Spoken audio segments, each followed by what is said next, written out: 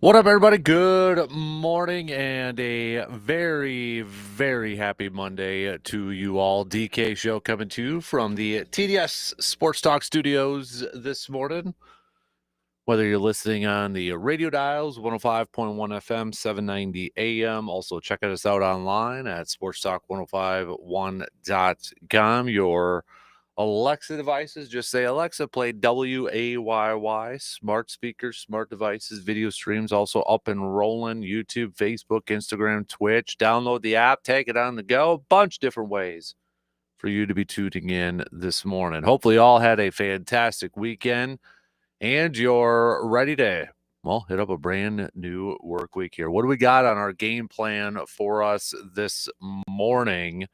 We're going to talk some Brewers, plenty to catch up on with the Brewers. Not a great weekend for the Brewers, dropping the series against the Tampa Bay Rays. Their lone win coming yesterday on Mother's Day, where we saw Yelly and Contreras pick up home runs, but nonetheless dropping this road series. And now they've got the Guardians on the road starting tonight. Freddie Peralta will get the start tonight for the Crew. Also this weekend, we saw Tobias Myers being sent down to the minor leagues after, hoping to maybe get a back-to-back performance, solid starting performance from him. That wasn't the case. He went just 4 innings on Saturday, throwing 75 pitches in 4 innings, giving up 3 walks, a couple earned runs, just a couple of Ks as well. So the Brewers hoping that a minor league stint, maybe, possibly, potentially, could help out Tobias Myers.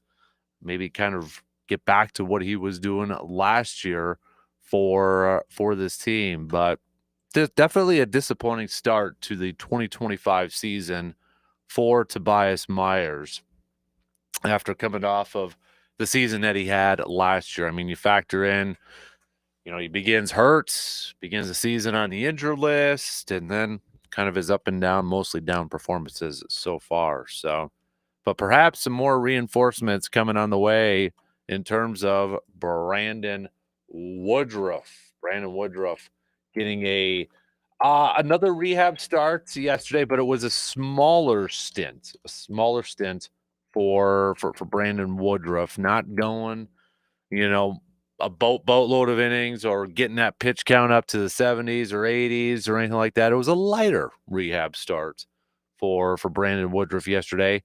39 pitches, 28 of his 39 pitches were for strikes yesterday. But it now kind of sets it up to where he may be making his return this weekend at home against our friends across the border, the Minnesota Twins, which would be his first appearance, his first starts, major league level, since September 23rd of 2023. So Matt Arnold's making some comments saying we could have put him in the rotation sooner, but he felt like he needed another outing, a lighter outing. He just doesn't want to have to go back on the injury list. So that was a big thing. The other thing I think was a factor there's for him being able to make his start back at home, just having the emotion tied to that rather than have him come back in Cleveland. I think he wants to do it in front of the home crowd. So there's one hand, disappointing news about Tobias Myers. On the other hand, we may be getting Brandon Woodruff back by this weekend. So if you are one that's going to be going to the game this weekend, maybe you have tickets to Brewers Twins, you might be lucking out and being able to see Brandon Woodruff in person. Definitely got to imagine going to be a high emotional night for him when he makes that start. I thought would it be better suited to make his first start on the road and kind of get some of those first start jitters out of the way. Still going to be nervous, still going to be, kind of amped up going at home regardless if he'd have a start on the road and such, but definitely going to be a special moment for him, no question about it. So we'll talk. We'll recap the series loss, the lone victory again coming from yesterday. We'll talk a little more Tobias. We'll talk a little bit more Brandon Woodruff. We'll look ahead to Game 1 of tonight's series against the Guardians, where we will see Freddie Peralta on the mound. But I also want to talk about a player who I think is quietly having a very solid season that maybe isn't getting the talk or the credit or the attention that he should be, and that's Rhys Hoskins. So we'll talk a little bit about him coming up here as well. Also on the docket, excuse me, we got NFL schedule release coming up in a couple days, but we're going to get some games kind of released today, a couple more tomorrow, and then the full schedule release coming on Wednesday. So we could all plan our falls and winters and hunting schedules and such on, days that the Packers will be playing primetime games and all that stuff. So couple things with this. One, what do you look for when there's a schedule release? What are some things? So, like for me, it's always been, okay, when do they play the weekend of the deer hunting opener in November? That's always been like numero uno for me, because then I'm like, oh, hey, do I get extra time in the deer stand, or how do I got to adjust this, and et cetera, et cetera, et cetera. So that's always been one. Obviously, the division games and such, the amount of primetime games, which more times than not, it's been the max. I would imagine it's going to be the max again. So I love my noon games now, but I'm accepting that it's going to be the max of primetime games again for Green Bay. It's a good problem to have. It usually means that your team's pretty good, and they're expecting you to be pretty good again. So, I mean, it's a double-edged sword over there. But I also have my top 5 games. We know the opponents already. We've known the opponents for months. We know whether they're going to be home or away. So we know all that.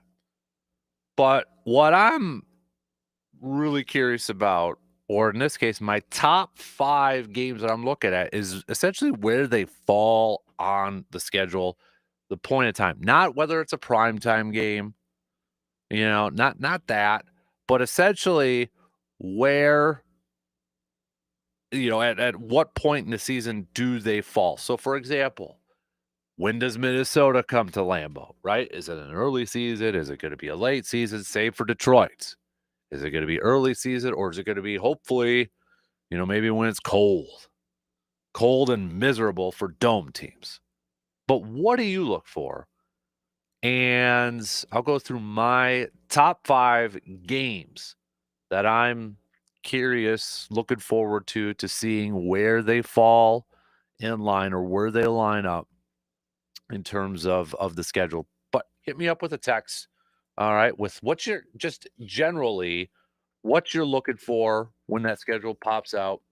And then, do you have a certain game or maybe a few games that you're just kind of like, you're curious, you're anxious, you're definitely going to be paying attention to when that schedule comes out in terms of where it lines up? So we'll hit that up. We are going to talk a little Bucks. We've got some comments from Giannis and Bobby Portis. So Bobby Portis was on Run It Back a couple days ago. And, obviously a topic at hand is the future of Giannis, right? It's the future of Giannis and such. And is he going to be in Milwaukee or that? And Bobby, says Giannis bleeds green. I think he wants that Tim Duncan, Kobe, Steph Curry type career where they play with one franchise. Giannis saw it, and Giannis responds to Bobby and says, "Don't worry about me. What are you doing, Bobby? Are you staying or are you leaving?" So much to do about nothing. Little fun back and forth with Giannis, or do you think there's something to it? Huh? What do you think? So, speaking of the NBA, draft lottery tonight. Not that it really matters for the Bucks, but it's the Cooper Flag lottery. So, we'll see where he's going to end up going. Number 1 overall. Will there be a team that jumps up and maybe kind of beats the odds and able to draft him number 1? So we'll see. But can you imagine if it's Spurs and then he pairs up with Wembanyama? Oh, man. But we'll hit that up. It is a Monday, which also means it's a I'm not saying, but I'm just saying. So we'll hit that up. All right, fill in the blanks, best ones I'll mention on the air. I'm not saying blank, but I'm just saying blank. Fill it in, hit me up, text it, comment on the video streams, hit me up on the socials, whatever the case may be. We'll also play a little bench start cuts coming up a little bit later on. I've got a Packers one and I've got a Brewers one. So we'll get to that a little bit later on here too. So full lineup here this morning. Let's pitter patter and let's get at her. Start hitting me up with those texts on that Shoe Doctors bullpen line, 715-830-1912. Or you can, again, comment on the video streams or hit me up on the socials. X at DANKASPER, Instagram, Dan Kasper Sports, Facebook, Dan Kasper Sports. Let's get right to it. We'll open it up. Talking a little Brewers. Brewers dropping a series against the Rays over the weekend. They're currently sitting one game under 500 at this point in time. Tobias Myers getting demoted to the minors. Probably going to see Brandon Woodruff this weekend. And then let's maybe tip our cap to a guy who I think is quietly having a pretty solid season, but maybe not getting the attention or even the credit that he deserves. So we'll take our first break. And then we'll get things going here this morning. We'll talk a little Brewers to open it up. Hope you had a good weekend. Hope you had a good Mother's Day. And you're ready to hit up a brand new work week. We'll be up, or we'll be back in just a couple minutes.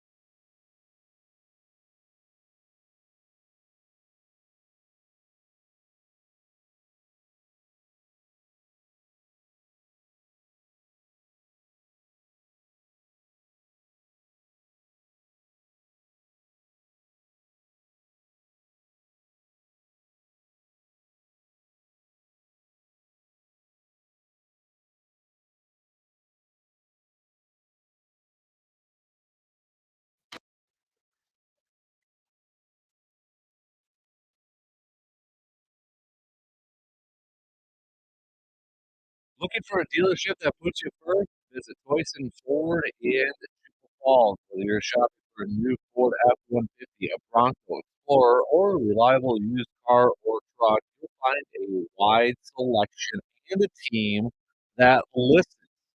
Service. Their certified technicians handle everything from oil changes to major repairs using genuine Ford Plus or Ford parts. Plus, they offer easy financing and online tools to make your car buying experience smooth. Stop on stop on by Twisted Ford at 1000 Crossing Boulevard or visit twistedford.net. Twisted Ford, driven, serve you better. Speaking of Toys and Ford, 2 weeks from today is opening day for the Oak Claire Express. Believe it or not, it's coming up, baby.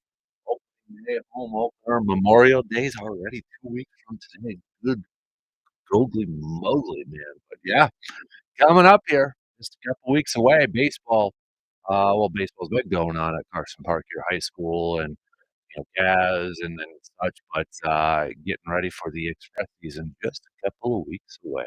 So definitely excited to get back out and watching some Express baseball this summer, no question about it. So, all right, let's speaking of baseball, let's open it up and talk some baseball here this morning with the Brewers falling to the Tampa Bay Rays over the weekend. Just one win in this 3-game series that came yesterday to avoid the sweep. Let's go back to Friday. Close games, one uh, excuse me, 1-run losses. Again, that's kind of been a theme here for the Brewers, and a lot of their losses so far this season's been by a run and such. But Brewers, going back to Friday with Quintana on the mound, going 5 1/3, giving up 5 hits, just 1 earned run, but 3 runs total. Brewers, again, 3 errors in the contest on Friday night.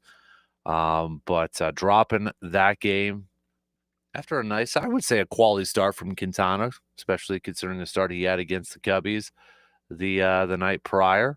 But the Brewers jumped out to a 1-0 lead in the first, able to take the lead again in the fourth, able to take the lead again in the eighth, but can't, excuse me, yeah, tied it up in the eighth, excuse me, not taking the lead, but tied it up in the eighth. But every time the Brewers made them like a little bit of a lead or at least tied it up, the Rays always had an answer for the Brewers on Friday night's game. So they dropped the opener, and then on Saturday, that game that Tobias Myers, it kind of sealed his, I shouldn't say sealed because it makes it sound like it's a forever thing, but with the start that Tobias had on Saturday, Matt Arnold and the Brewers deciding to send him down to the minors here, but that 4-3 loss for the Brewers, excuse me, on Saturday, where we saw, 3-2 loss for the Brewers on Saturday. Tobias Myers went 4 innings, giving up 2 earned runs, but again, it's the command and it's the control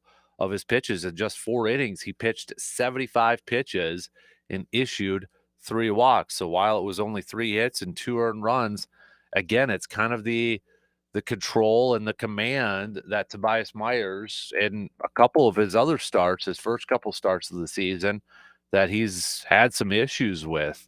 And they popped up again in this start. Couldn't put together back-to-back solid starts for him. So with the Brewers maybe needing some more pitchers coming up. I know we're going to get to Brandon Woodruff coming up here in just a little bit, but Brewers not really satisfied with what they have seen from Tobias Myers so far this season, and hoping that a AAA, a minor league stint may do them a little bit well. They want some more consistency.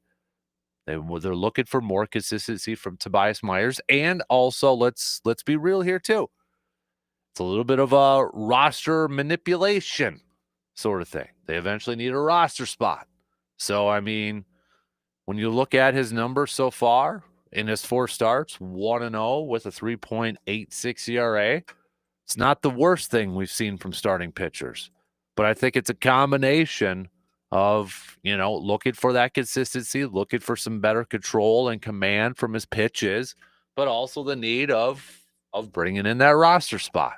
So it stinks. It sucks. It's not the 2025 season that we all envisioned, or even the Brewers or Tobias Myers envisioned for him to begin this season. But it is what it is right now. And hopefully, maybe a quick, I honestly don't feel like it's going to be a long stint, but could be wrong. But hopefully he's able to work on some of those issues at the AAA level. And when he does get called back, when he does get back on that Major League ball club, maybe we will see a Tobias Myers that we saw last year, where June onward, he was the best pitcher of this team, MVP, pitching MVP for this team last year. That's the expectation that we should all have for Tobias Myers. That's the expectation that the Brewers have for him, and that should be the expectation that Tobias Myers has on himself too. We saw what he was able to do last year. We saw that. We know what he's capable of. And he's not quite to that level this year so far. And hopefully, again, that this stints at the minor league level, however long it's going to be, I personally feel like it's not going to be too long, maybe a couple games or such. But hopefully this can get him, back to maybe working on some of the issues that he's having, so that when he is called back up to that major league level, that we get to see the version that we saw last year. And then you factor it into, they're going to eventually have this surplus of guys, of starters within this rotation. One of them is going to be Brandon Woodruff. Another one's going to be Aaron Savali, who's going to be coming back here soon. They're going to have these surplus of guys. Aaron Ashby is coming back here soon too. He's probably going to be more out of the bullpen, your long relief options. I still expect to see Jacob Mizorowski at some point this season. For the way that he has been pitching at the minor league level, he is pitching like a guy that deserves to be pitching at a major league level, getting a shot this year. We're probably going to see Logan Henderson again this year. Chad Patrick's been pitching well. So it's a good kind of problem to have all these guys. I still feel like, especially some of those veterans like an Aaron Savali or a Nestor Cortez, I feel like those guys could potentially be trade candidates for the Brewers before the deadline, because contending teams, every team is looking for veteran starting pitching before the trade deadline to gear up for a postseason run, right? Well, you got the Brewers with some plethora of pitching options, especially when it comes to their young guys. So I would feel like it's Nestor Cortez and Aaron Savali who are probably at the top of that list of guys that maybe the Brewers would like to trade to try to get something back in return, especially a guy like, Nestor Cortez, who they're probably not going to bring back. Excuse me. Probably bring back next year. Aaron Savali, same thing, I would imagine. So maybe get a little bit of something in return for him. But yesterday's game, then for the Brewers, avoiding the sweep,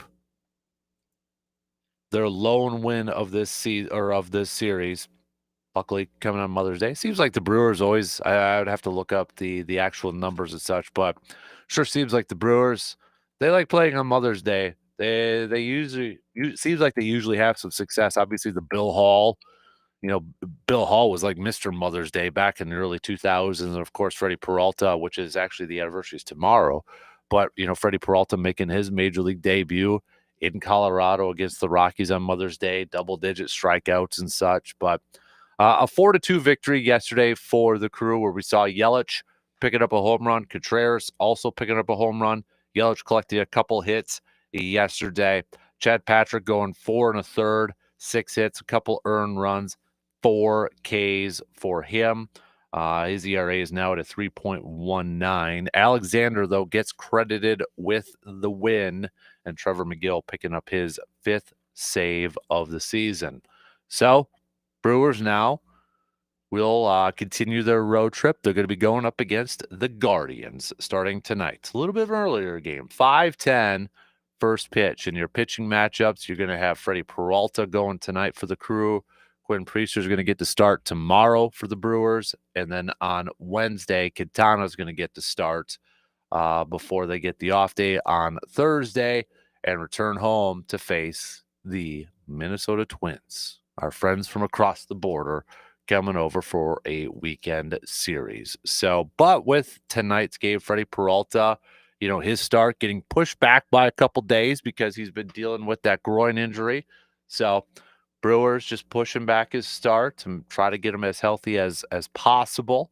Is slated to get started. Looking for his 5th win tonight. So far this season, 4-2 with a 2.18 ERA. He's got a little bit of experience going up against some of these hitters within this Cleveland lineup. Looks like some guys have a couple games worth of experience. Kwan's got 6 at-bats, but he's just 167 hitter against him. Santana, 8 at-bats, 250 against him. So not a ton of success going up against Freddie Peralta. Then on the flip side, Ben Lively, who's 2-2 with a 3.46 ERA for the Guardians. You got some guys who have quite a bit of experience going up against Ben Lively, and that could be, he spent some time with Cincinnati earlier on in his career, was with Philadelphia and such.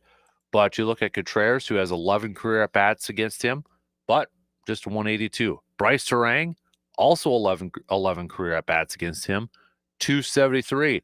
The guy who has had some really darn good success against him throughout his career and 14 at-bats has been Christian Yelich. 14 at-bats, including a home run, 357 average against him with a 1.186 OPS. And honestly, too, Andrew Monasterio, who was called up over the weekends, hitting 400 against him, too, with a home run. But, Yelich, obviously the guy that has the most experience going up against him, and that 357 average and a 1.186. Definitely expecting a night for Christian Yelich. Got to have him tonight. No question about it. When you look at Ben, too, he's coming off of a win against Washington back on the 6th, where he pitched 5 1/3, just giving up 1 earned run on a couple of hits, struck out 3, and then he's got a couple of no decisions on there, too. Back on the 1st against the Twinnies when he went 5 2/3, 5 hits, no earned runs.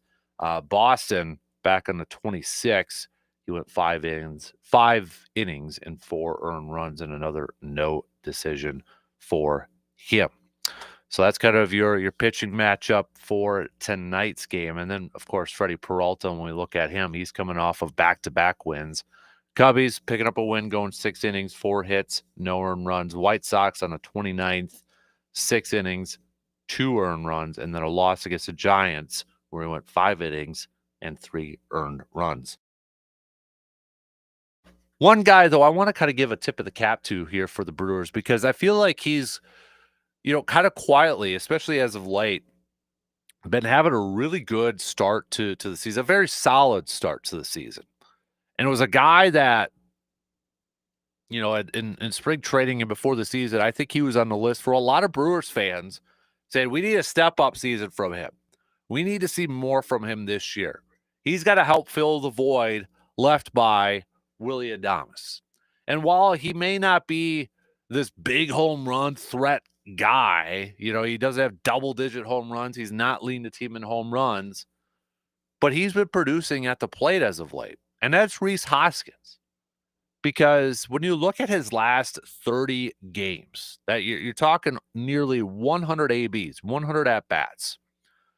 Rhys Hoskins has 4 home runs, 17 RBIs. He's taken 13 walks. He's hitting .306 with an on-base percentage of a .395 and slugging .490. And when you look at what he's doing so far this season, so that's his last 30 games, his last 98 at-bats and 120 total at-bats so far this season.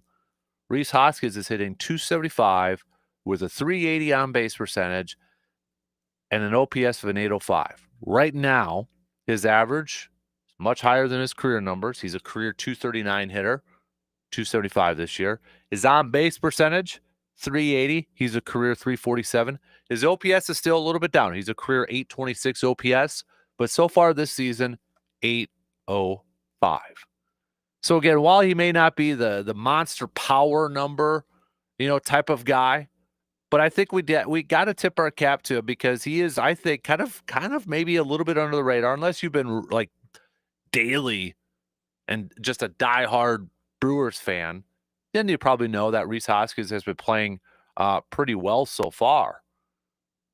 But I think, kind of, give him a little bit of a nice tip of the cap here. And he finished the month of April hitting .303 with an on base of a .413, and he's slugging .447.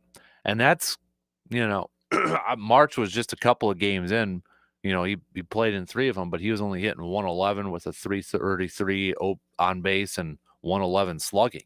So he had a really, really solid month of April. Now, so far in May, he's averaged .257, .316 on base, slugging .457. So his slugging is actually a little bit up compared to what it was in April at this point. But overall, Rhys Hoskins, I think, is off to a really good start.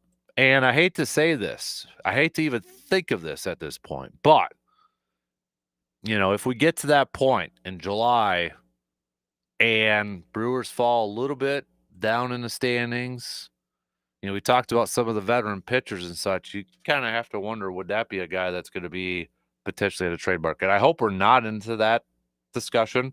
I hope we're still competing for a playoff spot. And I hope we don't have to have that thought process. But I know he is. I know he is having a very solid season so far, as we are now in the first quarter of the season, right? I mean, we talked about it after this Tampa Bay series. You're talking about a team that's through the first quarter of the season. So they're 20-21. 40 games in. 25.3% of the season is now completed. 1/4 of the season is already completed for the Brewers. How would you grade if we did first quarter? How would you grade the first quarter of the season? All right. Teachers, pretend to be a teacher, professors, whatever. How would you grade the first quarter of this Brewer season? And you could factor in injuries to the starters. You could factor in whatever you want. Okay. You are the teacher in this thing. You are the one putting this grade together. You're 3 games back from the Cubs. You're in 3rd place in the division. Cardinals are above you by 2 games. Cardinals played some good baseball right now, 3 games above 500. They're just 1 game back from the Cubs for first place. Reds, half game behind Milwaukee right now. But how would you grade? And if you want, you can do this too. Give me a couple players. Give me some of their individual grades. Okay?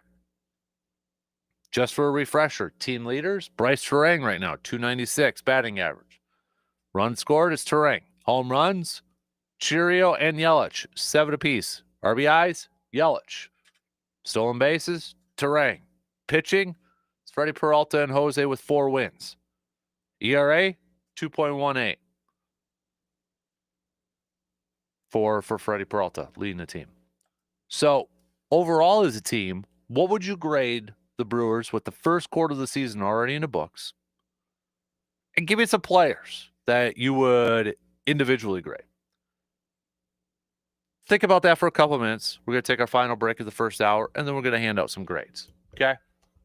Don't forget also, too, coming up next hour, we'll talk about NFL schedule release. But from a Packers sense, all right, from a Packers sense, what are some of the things you look for? And then give me some of the games, because we know the opponents. We've known the opponents for months. We know whether they're home or away. We've known that. Okay, it's not a big surprise or a big reveal of who they're going to play. However, give me the games that you're kind of curious, intrigued about the most in terms of where they're going to line up in the schedule, right? So, for example, for me, I got my top 5. I got my top 5 games that I'm curious, intrigued, definitely gonna be looking at when the schedule gets released, and we're gonna get some games that are released today, might not be any Packer ones. We're gonna get some that gets released tomorrow, and then Wednesday is the full schedule release. But, give me your top 5 games that you're kind of really paying attention to, and for example, like, for me and again, it's where they're at in the schedule, like, okay, maybe it's when does Minnesota come to Lambeau? That to me is a top 5 game. I'm pretending to be, just for an example. That to me is a top 5 game because when does Minnesota come to Lambeau? Is it gonna be in the early season where they avoid maybe a December matchup, where they avoid the cold? Could say the same about Detroit's. Or is there any other games too where you're kind of intrigued about where it lines up on the schedule for the Packers? All right. So we'll hit that up coming up next hour. But let's take a quick break.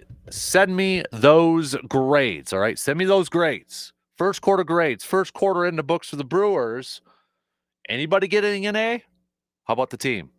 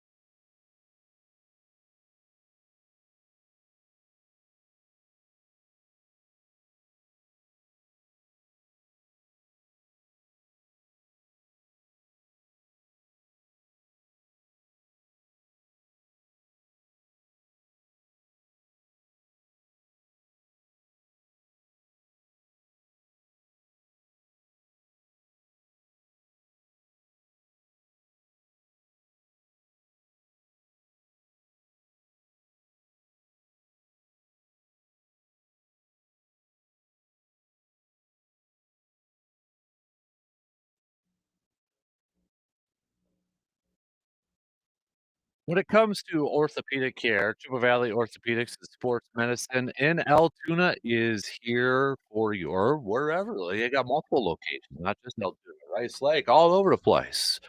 Their team of specialists provides comprehensive services, including joint replacement, sports medicine, pain management, and spine care. Whether you're recovering from an injury or managing chronic pain, they offer personalized treatment plans to help you get back to the activities that you love. Just visit cvosm.com to schedule your appointment today. Triple Valley Orthopedics and Sports Medicine, your partner in recovery. Hey, don't forget to sign up your two-person team for the 5th annual Casper Classic that is being held at Lake Alley Golf Course. Just head to sportstalk1051.com and sign your two-person team up right now. And if you want to golf in that 7:30 tee time slot, the deadline to do that is 2 weeks from today, Memorial Day, all right? 2 weeks from today. So if you wanna golf at 7:30, maybe before you head into work, get a quick 9 in, can do that. Otherwise, we got a few left for the 10 a.m. and the 1 p.m. tee time slots. It's coming up Friday, August 1st at Lake Hallie Golf Course. More details, again, just visit sportstalk1051.com. We were talking about, schedule release and how some games are getting leaked out, or I shouldn't say leaked out, but announced today, tomorrow, leading up to the full schedule release on Wednesday. Well, we got the opener. It's been officially announced. We knew it was gonna be the Eagles, defending Super Bowl champs, always open up the season. Surprise, surprise, who do they open up to begin the season? Dallas Cowboys. So you're welcome, America, on Thursday, September 4th. Week 1 opener, Eagles, Cowboys in Philly. So I again shouldn't that's probably not too big of a surprise, considering it's Dallas, right? So, but there's your first game. There's your first official game release. And yeah, so I think there's going to be a couple more announced today. I'll have to double check the release that I got. I think there's going to be a couple more released today, but whenever they do pop up, I'll let you know and keep you posted over there. Let's wrap up the second hour, though, with some grades. The first quarter of the Brewers season is in the books. Okay. It's time to do a little classes in session. We do this a lot when it's the first quarter, second quarter, third quarter of seasons and such. The Brewers now, after this weekend series against Tampa Bay, officially 25.3% of the way through their season. So how would you grade it? All right. Team-wise, it's kind of open up to interpretation, not interpretation, but it's kind of open up to what you want to grade and such. If you want to grade some individual players, you just want to grade the team overall, you want to grade different aspects of it, that's fine. For me personally, if I'm looking at this, and you can grade on a curve if you want to use the injuries as a curve and such, you could do that. All right. There's no real rules to this. And, if you're, kind of put your teacher cap on here for a second too, if you could give some comments, because everybody who has a kid, or if you remember back in the day when you used to be in school, you may have some teacher comments on a certain class or a certain grade in that, right? So if you want to give some comments about maybe some tips for improvement or some kudos and such, we can do that too. With that being said, overall team grade for me, I'm going C, which isn't really, digging too deep into it. You're talking about a team that's one game under 500. Yes, we could grade on a curve with some of the injuries and such, but what it really kind of brings it down for me is a couple things, but one, the defense overall. The defense overall has been pretty disappointing. You have high standards. When you're a back-to-back team in the last 2 years, back-to-back, overall team defense, overall Gold Glove team defense, and they've struggled this year. And when you got the Platinum Gold Glove winner, you've got Sal Frelick in there. I know Blake Perkins has been missing this season. He's up there too. Great glove. Joey Ortiz has a good glove. But for whatever reason, team defense overall, and this is, for the last couple of years, we have heard this team preach, we're not going to sacrifice offense for defense. They prioritize defense. And so far this year has not been up to that high standard that they set for themselves and that high standard that they have shown over the last couple of seasons. So that's what kind of really brings down the grade for me. If I was just grading defense overall, because I have high standards, because I expect more, I'd probably give it a D. And it might be a little harsh. Maybe a C minus, hovering around C minus, D plus, D somewhere there. But that's where I just it's one of those. We all had that class or that teacher that, like 94% to 100's an A, but you get a 93%, it's a B, and it's like, dude, I thought 90 to 100 was an A, but it's those high standards, sort of thing. So it's kind of like that with the defense where, okay, we could say maybe it's like a 73%, but it's actually a D, sort of thing. But I would grade it pretty hard because they should absolutely be better in this department, and they haven't been. Bullpen, you look at that lowers the grade too. Offensively, we can look at a bunch of numbers offensively. That's going to lower the grade too. Overall, I'm probably at like a C for this team. And if we broke it down offensively and defensively and such, it's, that's where a lot of that's going to come. Individual player wise, I'd probably go. I'd probably give, if I had to give an A somebody on this ball club right now, I might go Freddie Peralta. He might get my highest grade from this team because I think he's been the most consistent, and I think he's been overall the best player. You could throw Terang in there too, and I wouldn't argue with that too much, if anything. I think the only thing with Terang where I don't know if I'm quite there is, and this is just recency effect, but I know in his last 20 ABs he's kind of been a little quiet. But I think overall, when you factor in Terang, and I think, okay, yeah, going back to what I've kind of said too, he's gone up against a lot of left-handed pitching, and overall so far this year, 296 with 3 home runs, and on base with 370 and his OPS of 750. Yeah, I think I'd probably go Terang A too. I think Terang and Peralta would probably be my 2 guys that would get the highest marks. Nick Mears, I'd throw into that conversation too, because Nick Mears has been thrown into some high leverage situations coming out of the bullpen, and he's done well.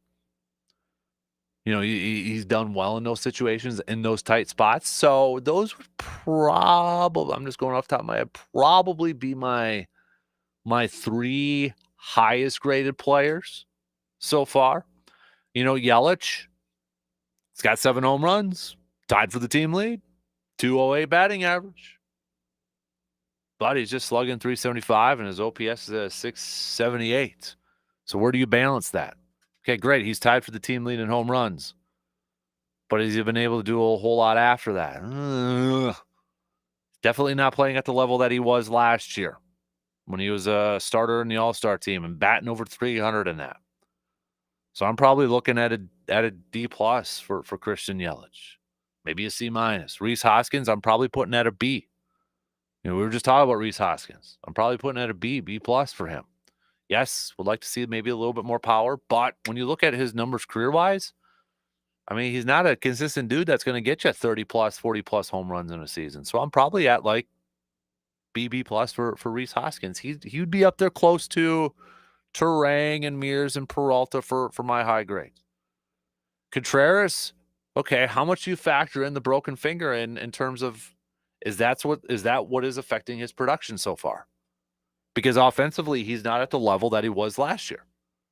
He's hitting 237 and on base with 350, OPS was 691, slugging 341. Right now, I'm probably at a C for Contreras. Jackson Chourio, what about the young stud? Tied for the team lead in home runs with 7. Overall, he's hitting 260, but his on base is 275. The thing is like, does he need to be more patient at the plate? Does he need to take some more walks? He's slugging a 468. His OPS is a 743. But right now, that on base percentage is down from his career numbers. He's a career 315 in that very small sample size of a career. But again, high expectations for Jackson Cheerio, right? And you look at it, recently, his last 64 at bats, he is hitting 281. But again, it's that on base percentage. So I'm maybe at about a B minus for Jackson Cheerio, and where I think he gets extra credit points, if you will, has been his defensive play. His defensive play has improved leaps and bounds from last year.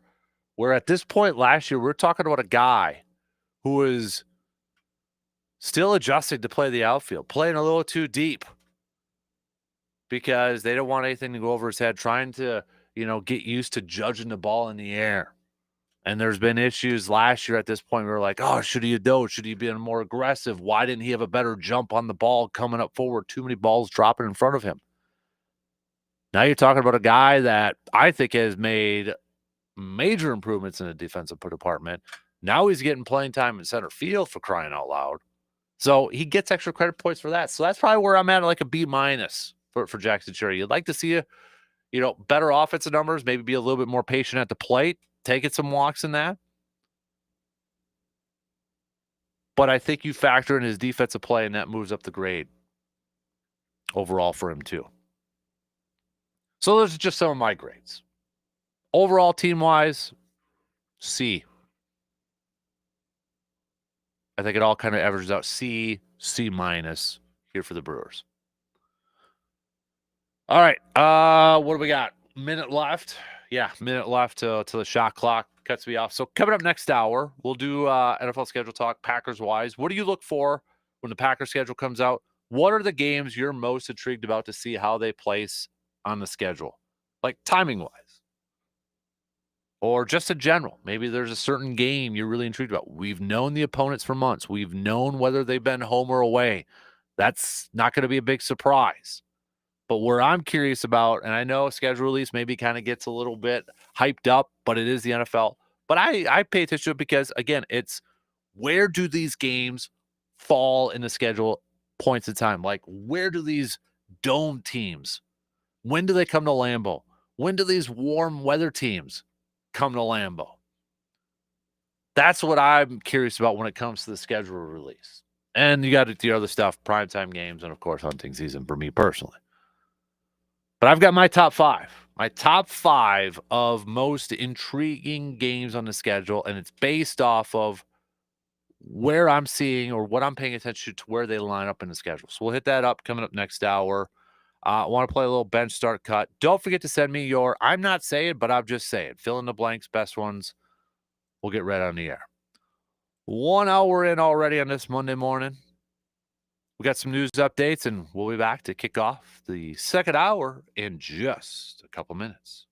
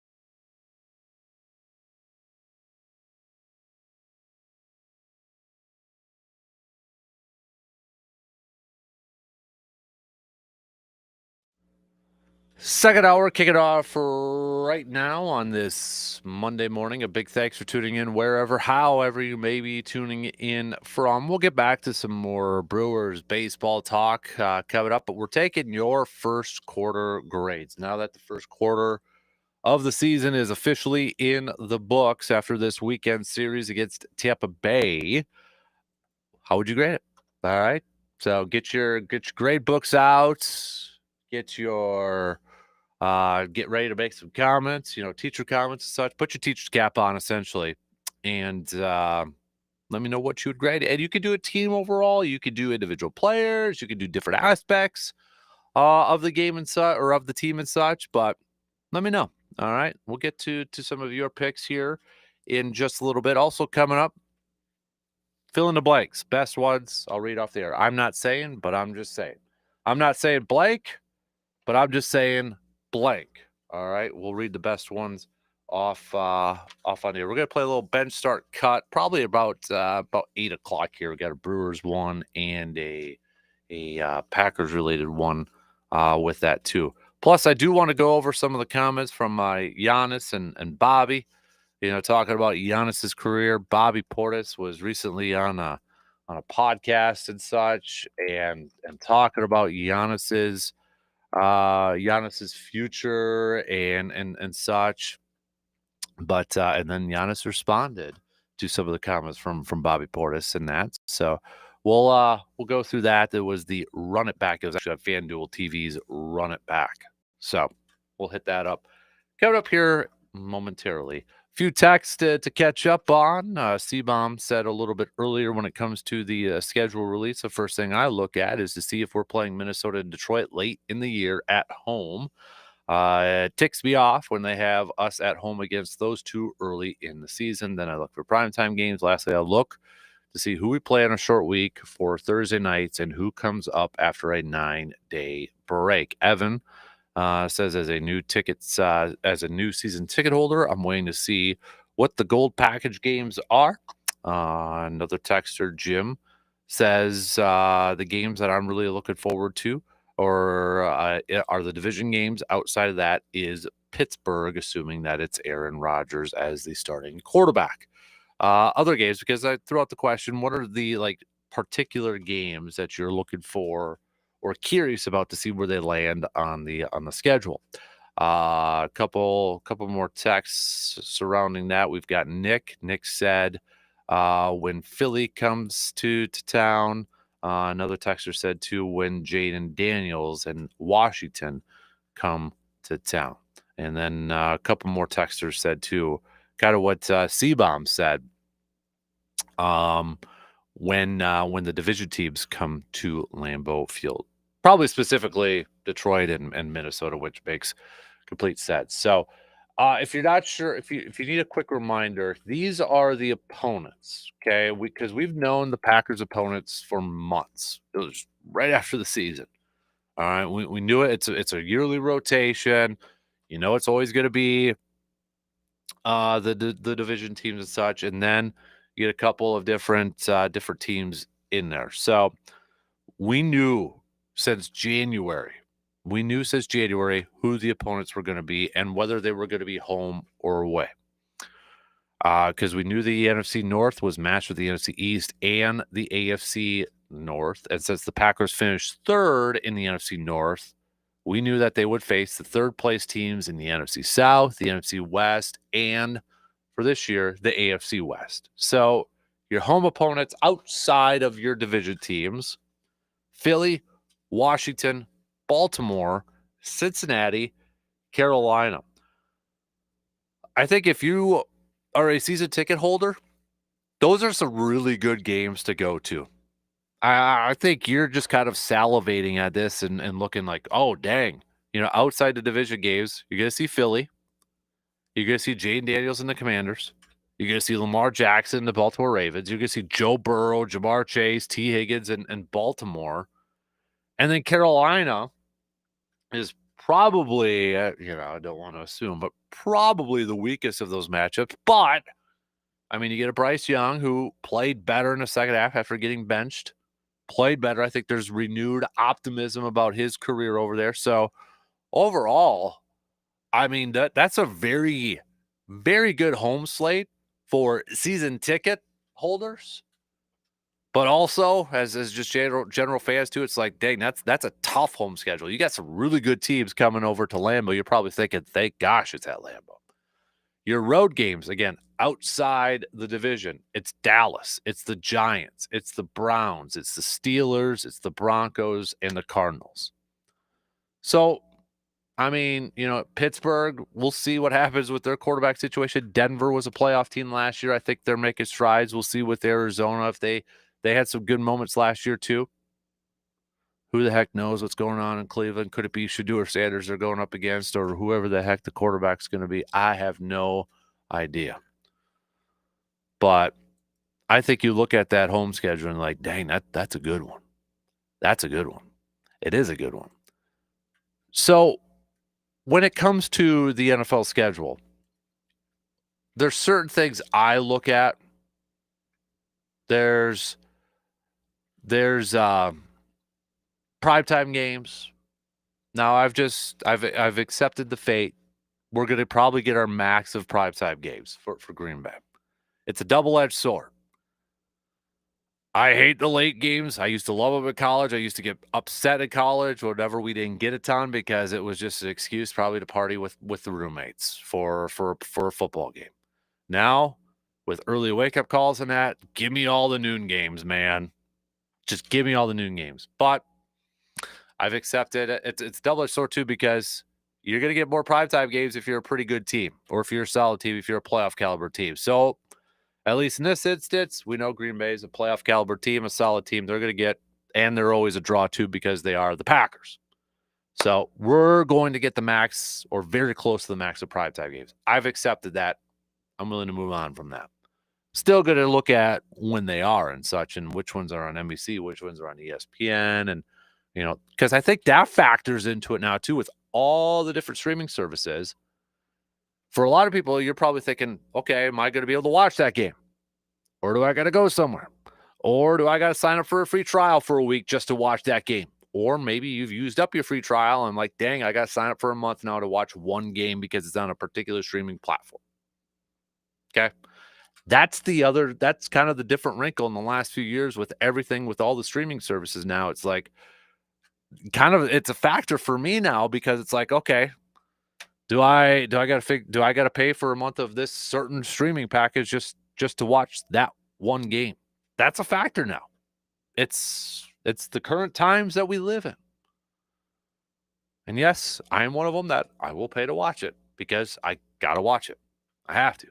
I got to watch it. I'm not going to go anywhere to watch it because, well, I should say I'm not going to go anywhere to watch it. But, by the time you maybe, pay for some, if you go out to eat and watch it and all that, it might be cheaper just stay home at that point in time. But I think that is a factor now when you look at all that, if it fits in your streaming package or not. And if it doesn't, then you got a decision to make.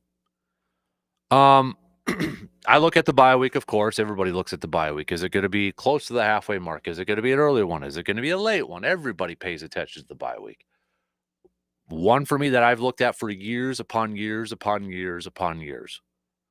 Where does that Sunday or that game before Thanksgiving line up? Because that game before Thanksgiving is what? Opening of rifle season. Opening of deer rifle season. Am I going to get lucky where maybe it's a Monday night game? That would be like one where I'd be like, okay, I wouldn't mind it because, well, I might because I'm just going to be exhausted after hunting, but who knows? One year, a couple years ago, they played the Thursday before the opener, which was awesome. It was, yes, a primetime game. It was a late night and, but then I didn't have to worry about trying to catch it, watch it in my deer stand on a Sunday or anything like that. That was the best. Or maybe they have a late buy that happens to be that weekend too. That would be perfect. But I that's one thing I personally always look at because like, okay, here's my game plan then for hunting. Of course, the division teams, where those line up in that. But here are my top five. Here are my top five games that particular games that I am looking for, curious to see. And I guess, to backtrack here a little bit too, international games are part of the equation now here too. And for the longest time, it seemed like it was going to be Packers, Steelers, and Ireland. That has changed. That narrative has changed. Now it feels like an international game is unlikely. And I think it all has to do with the fact that Aaron Rodgers is possibly, likely, probably going to play for the Steelers. Because I really, I mean, there's no way, I guess never say never, but unlikely they would have Rodgers playing against the Packers across the pond.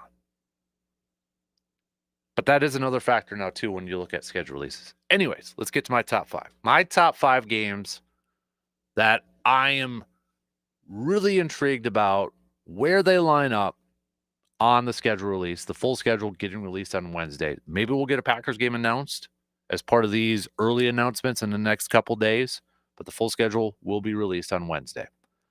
Number 1, I'm lumping them all together. It's cheating. I know it's cheating, but the division is so dang good this year that it's hard to just kind of pick one.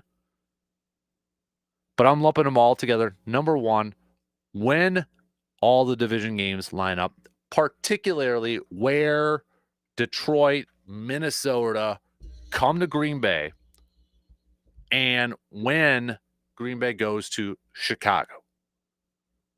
I'd prefer Green Bay to go to Chicago earlier in the season. Then you don't have to maybe deal so much with that cold lake effect wind and such. But yes, it's cheating. I'm lumping all the division games and when they play, where they play at certain points in the calendar. Specifically, again, when those dome teams, Minnesota and Detroit, come to Green Bay. Is it going to be early in the season, which I think will frustrate a lot of Packers fans, or could it be later in the season? That's number 1. Number 2, it's the Steelers. And it's straight up with the fact that Aaron Rodgers potentially, possibly, could be, likely, maybe playing quarterback for them. Otherwise, it's probably not on here. But I mean, come on. If Aaron Rodgers is the quarterback for the Steelers this year, Steelers play the Packers. It's in Pittsburgh, so it's not a return to Lambeau. But I mean, Rodgers going up against his former team, of course that's going to be a top team or a top game. And again, I feel like that was I feel like the NFL wanted to put the Steelers and the Packers in Ireland. But with the whole Aaron Rodgers dynamic about him potentially playing for the Steelers and the Steelers playing the Packers this year, I think that changed plans. I mean, the latest rumor is it's going to be Minnesota and the Steelers playing in Ireland. I would be shocked if it's not. Even if Aaron doesn't announce anything in the next couple of days, I'd be shocked if Packers-Steelers wasn't a marquee game, primetime game, or, America's game of the week on NFL or the afternoon 3:30 kickoff on CBS, whatever the case may be. It's going to be a prime game. It's not going to be a noon game. It's not going to be a noon game. And they have the buffer, even if Aaron doesn't play for the Steelers this year, it's like, well, it's still Steelers-Packers. Iconic franchises. So that's my number 2. Number 3, 3 through 5 are all home games. And I think it directly relates to the very tough home schedule that Green Bay has. Number 3, Eagles. Home against the Eagles. Defending champs. When you look at, and you add in all the offseason stuff to this too, right? I mean, we got to add all that stuff in here. Last year, they opened up in Brazil. Close game. Jordan Love gets hurt at the end. Packers, their season ends in the playoffs against the Eagles. And I think you can make the argument, and it would be a good argument. The Packers played the Eagles better than any other playoff team. They had chances, but they kept shooting themselves in the foot and injuries. And the whole tush-push drama, if you want to add that into this thing. So, I mean, of course, that is going to be a game. Too. Eagles players, the Eagles are going to try to have so many opportunities in that game against Green Bay to try to do the tush push. You know it.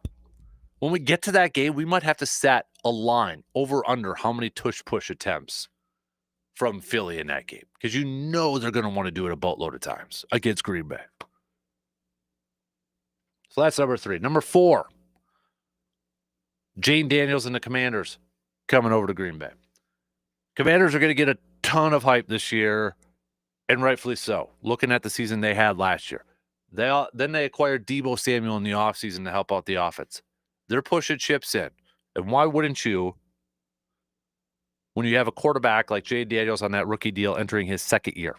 Why wouldn't you? It'd be stupid not to. And this is going to be a tough opponent. But I'm looking at this too as like, what point in the season are we going to have this? Is it going to be early? Will it be a little bit later? I think that's a factor in this. But Jay Daniels and the Commanders they're going to be up there with the Eagles to be division champs in the NFC East this year. That has the makings of being a really, really, really good game. So that's why it's number 4 on my list. And then number 5, it's Baltimore. It's Lamar Jackson and the Ravens coming over. Derrick Henry coming over to Lambeau Field. And to me, this would almost be a game where I'd rather see earlier in the season. I know it's at Lambeau and you factor in the weather and all that, but we know Baltimore likes to run the football too. And I don't think we talked about it a lot with A.J. Dillon when he was with Green Bay.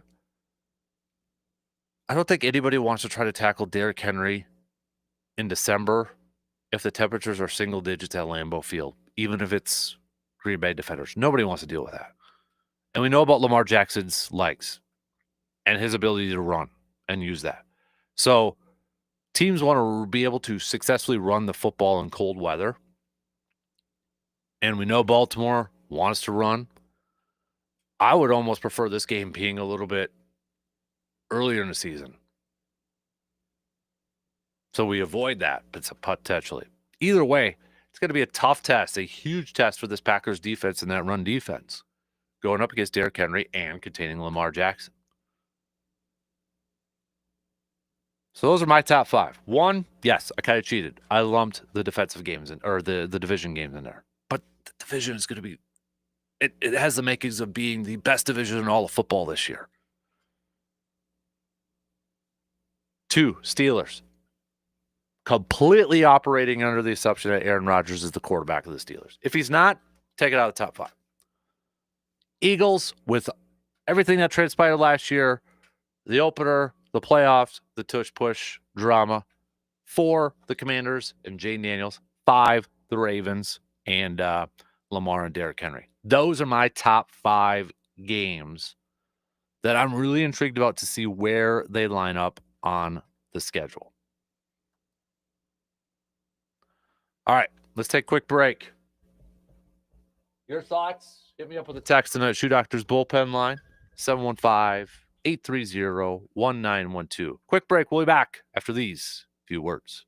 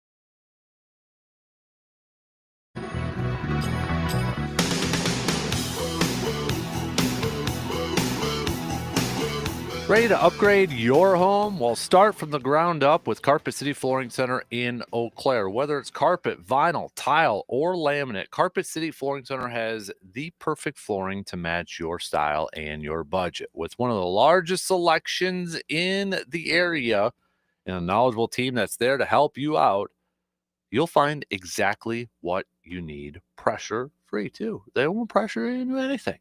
They're awesome. I love those people at Carpet City Flooring Center.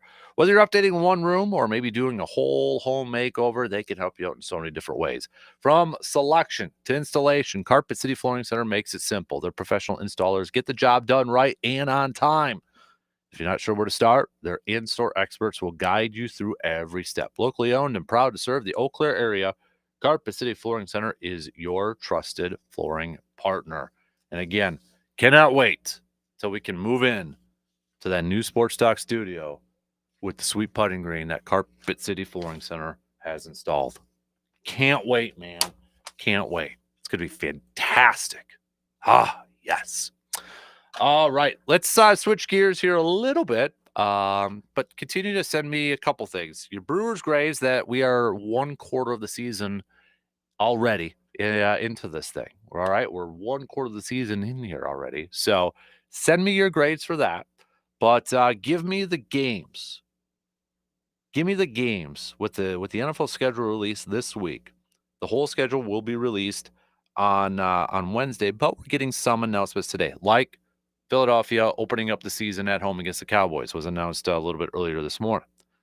But give me, and maybe if you're not a Packers fan, that's fine too. Give me your favorite team. But what are the games, particular games? We know the opponents.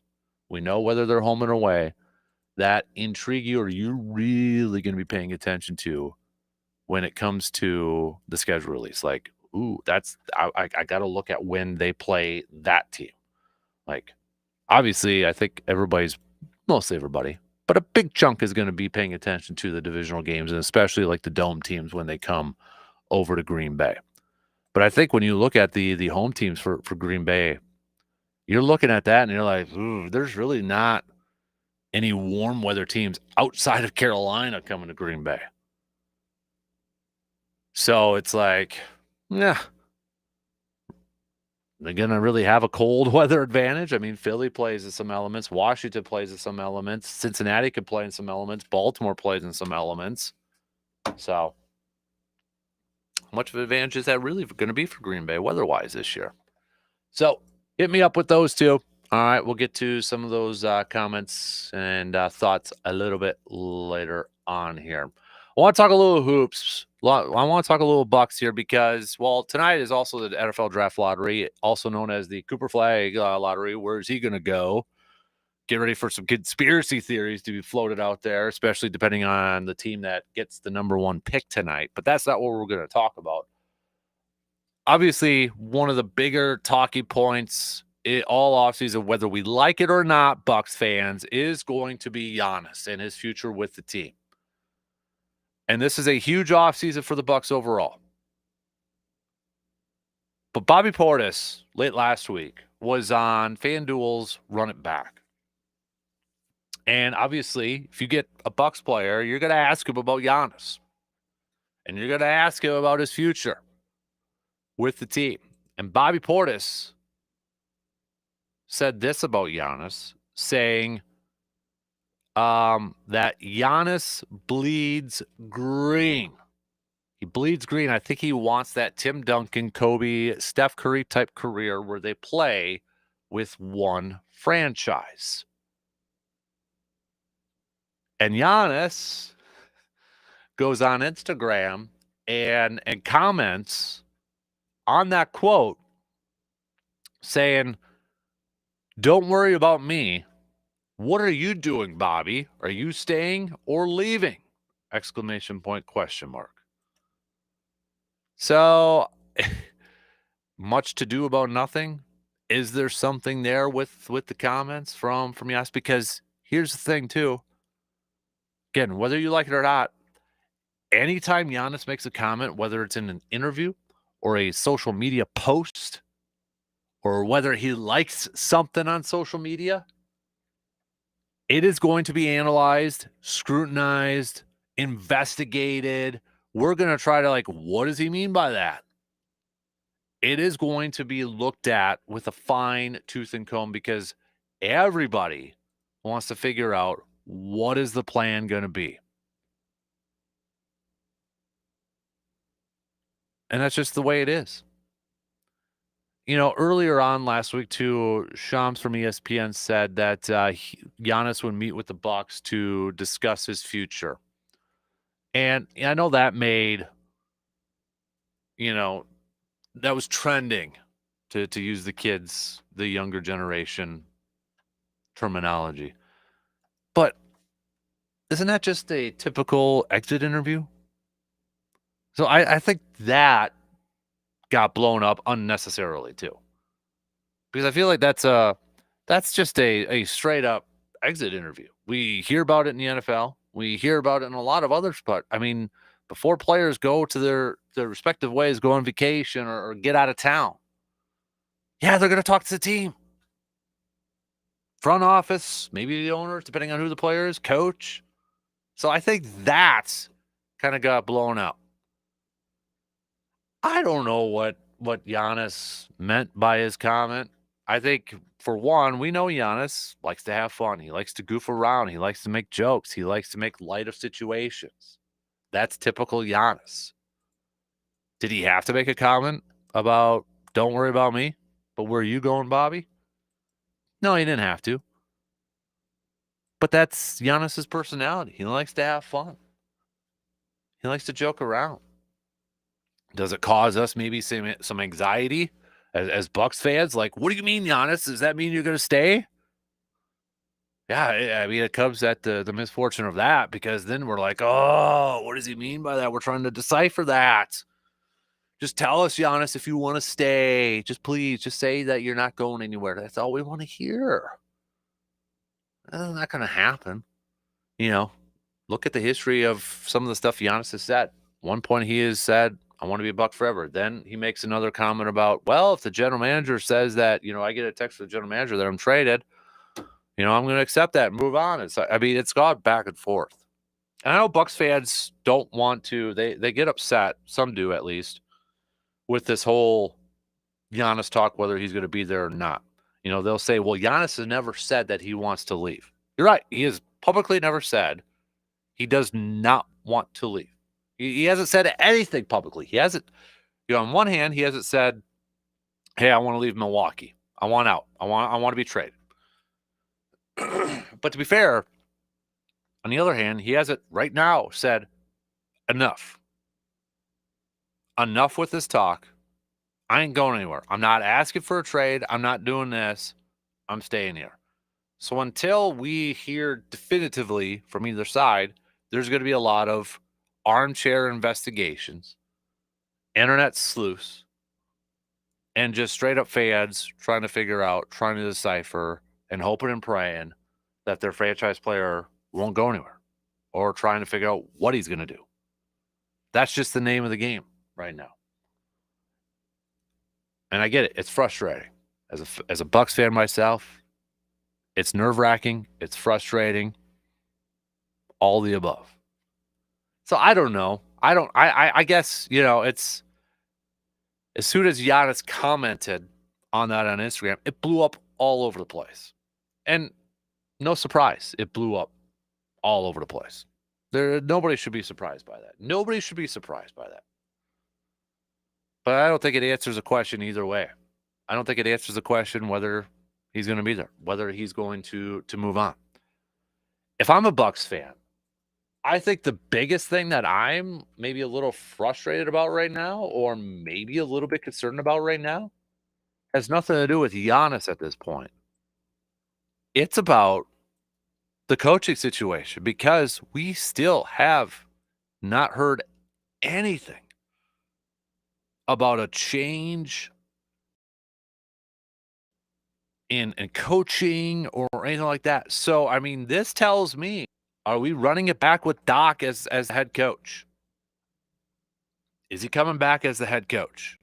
Because the longer this goes on, it kind of feels that way. Now, I get it. The NBA, It's not like the NFL in the aspect of fire head coach so they could try and start the process of finding a new one. It's a race to find a new one. I mean, teams would love to hire their new head coach in the NFL as soon as possible. They want to get that thing figured out. NBA is not like that in terms of the NFL. So they could be a little bit more patient. Maybe there's still news to be had. We're still in the postseason.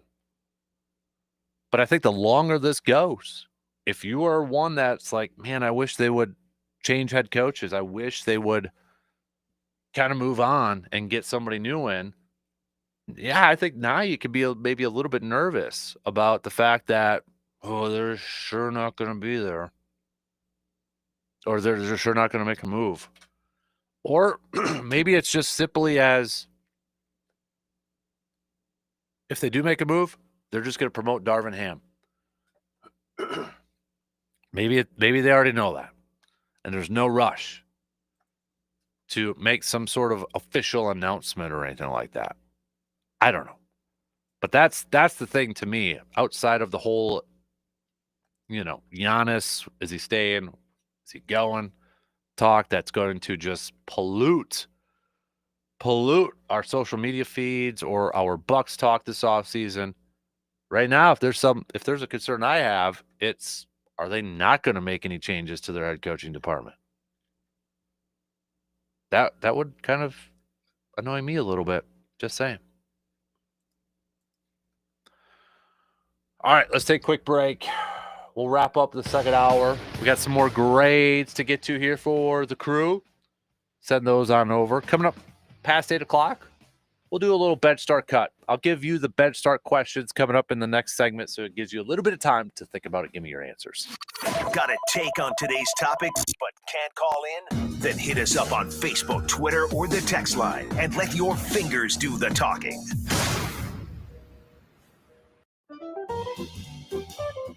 Get ready to save with half-off deals, a great way for you to get goods and services that you will love and you don't have to pay full price. Be sure to check out all the great savings that half-off deals have to offer.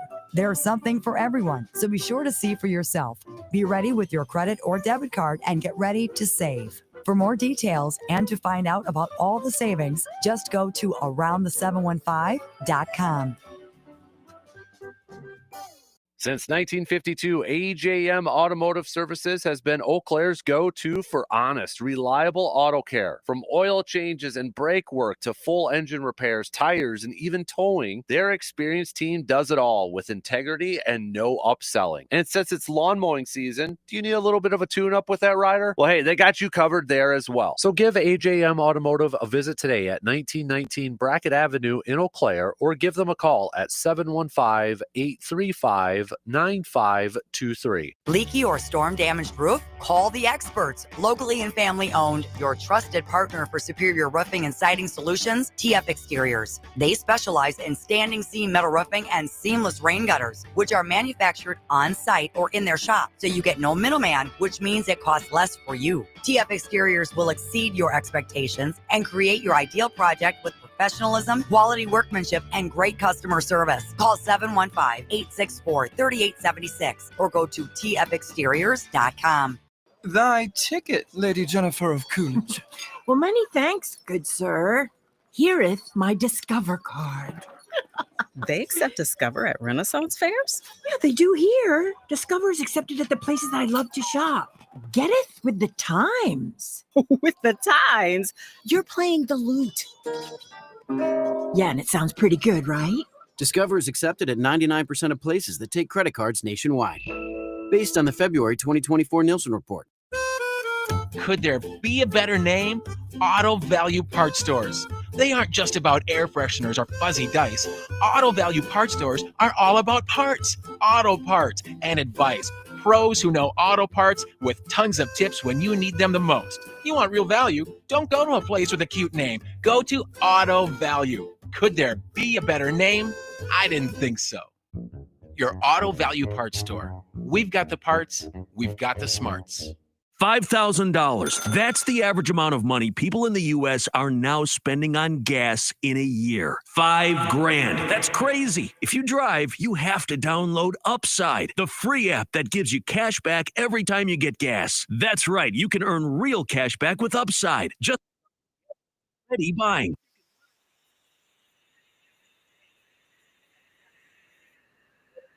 $300. You're putting gas in your car anyway. Why not get real cash back? If you like free money, download Upside. I'm saving the cash I earn from using Upside to help pay for a vacation later this year. Download the free Upside app now to earn cash back every time you buy gas. Use promo code YEAR to get an extra 25 cents per gallon on your first tank. You can cash out anytime right to your bank, PayPal, or a gift card for Amazon and other brands. Just download the free Upside app and use promo code YEAR for a 25 cents per gallon bonus on your first tank. That's code YEAR for a 25 cents per gallon bonus. For over 8 years, QC Kinetics is the nation's leader in non-surgical relief for joint pain, with over 50,000 satisfied patients. People with knee and back pain now living pain-free. Shoulder and hip pain, gone. What they're doing is nothing short of remarkable. They're using regenerative cell therapy to restore the tissue in your achy joints. They're using biologic growth factors with robust healing properties carefully and strategically placed in your joint. It's a powerful and potent way to give your joints new life, repairing old tissue. Best part, with QC Kinetics, there are no drugs, no surgery, no downtime. This is an all-natural cellular level option with lasting relief. The patient satisfaction reports are astonishing. Imagine doing all the things you enjoy this summer without being slowed down by that awful joint pain in your knees or back. Call QC Kinetics now and learn about these cutting-edge treatments that could help you live your best life. It's a free consultation. Call 715-443-4440. 715-443-4440. That's 715-443-4440. Progressive knows if you have to choose between everyday life and your RV, RV wins. What, are you going to take the RV to the lake or clean out your closet? RV wins! Putting the dishes away or taking the RV camping? RV wins! Cleaning the fridge or taking a trip to the beach? RV wins! You might want to clean the fridge real quick because, mold. We clean out the fridge, then take the RV out. With Progressive, you can bundle your RV with your home or auto and save with a discount and spend more time enjoying those savings in your RV. Progressive Casualty Insurance Company, affiliates, and other insurers. Not available in all states and situations. Register to win a 2025 Chevy Silverado at Menards. See store for details. Wisconsin sports fans, don't forget to follow our Facebook page and X page. Check us out by searching for Sports Talk 105.1 on Facebook and the X.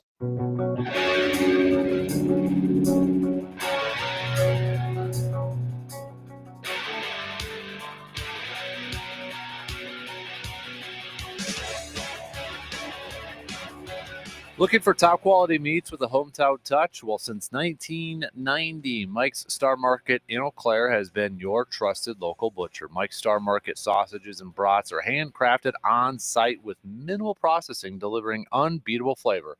Plus, they've got so many different flavor options of brats, you'll never run out of new ones to try. Need custom cuts or maybe some venison processing when it's deer hunting time? They offer that too. Warmer weather is here. It's time to fire up those grills and head to Mike's Star Market in Eau Claire. What do we got? 12, 13 minutes to the top of the hour here. Let's catch up on some texts. We've been looking for some grades. All right, looking for some grades for the Brewers. Now that we are into the first quarter of the season, is already in the books. Officially 25.3% of the season is now in the books here for the I keep wanting to say Packers, for the Brewers. So going back to our video stream, Joe's got Brewers grade for the first quarter, C, pitching C, hitting C, fielding B. Oh, interesting. Overall, nothing super impressive. Hoskins has been very good. A+. Wow.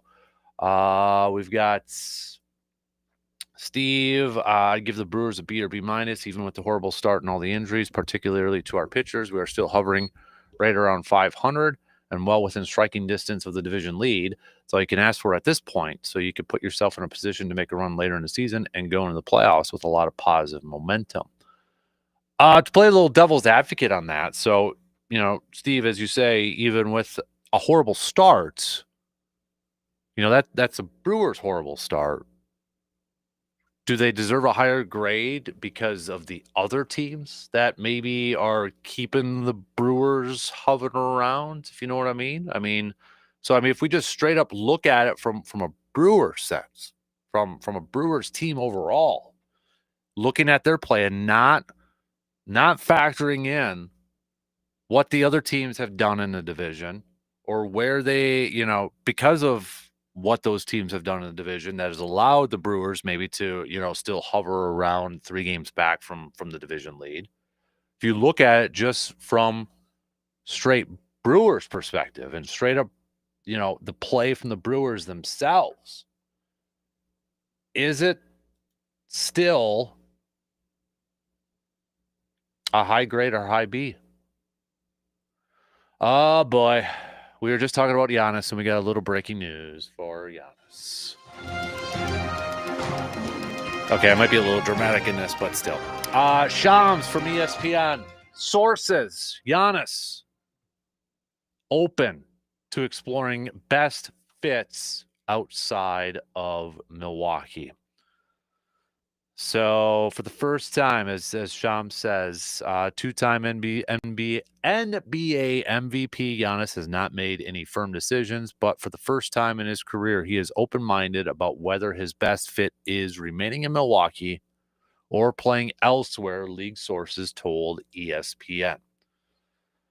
All right. So it's a little bit of a newsworthy there. It's a little bit newsworthy. I mean, if this is in fact for the first time, if this is the first time in his career that Giannis is open to potentially exploring playing elsewhere outside of Milwaukee, it's kind of newsworthy. As Shams, I haven't read the whole piece yet. It's not very long, but it's up on ESPN.com. The two-time MVP has not made any firm decisions on his future after the franchise's third consecutive postseason exit in the first round. But for the first time in his career, Giannis is open-minded about exploring whether his best long-term fit is remaining in Milwaukee or playing elsewhere. Teams have approached the Bucks frequently over the years about the availability of Giannis as a normal exercise and are expected to ramp up due diligence during Combine Week.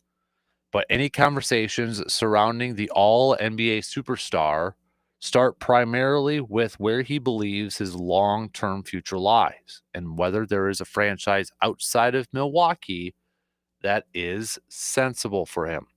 The Bucks and Giannis's representatives are expected to sit down during the offseason to discuss the future, sources said. Buckle up. It's going to be one of those off seasons. Buckle up. It's going to be yeah. I hope this gets figured out sooner rather than later, just for all of our sakes and for all of our anxiety and for all of our stress levels and for all of our nerves, whatever the heck you want to call it. Figure it out quick, because I don't know if I want to be dragged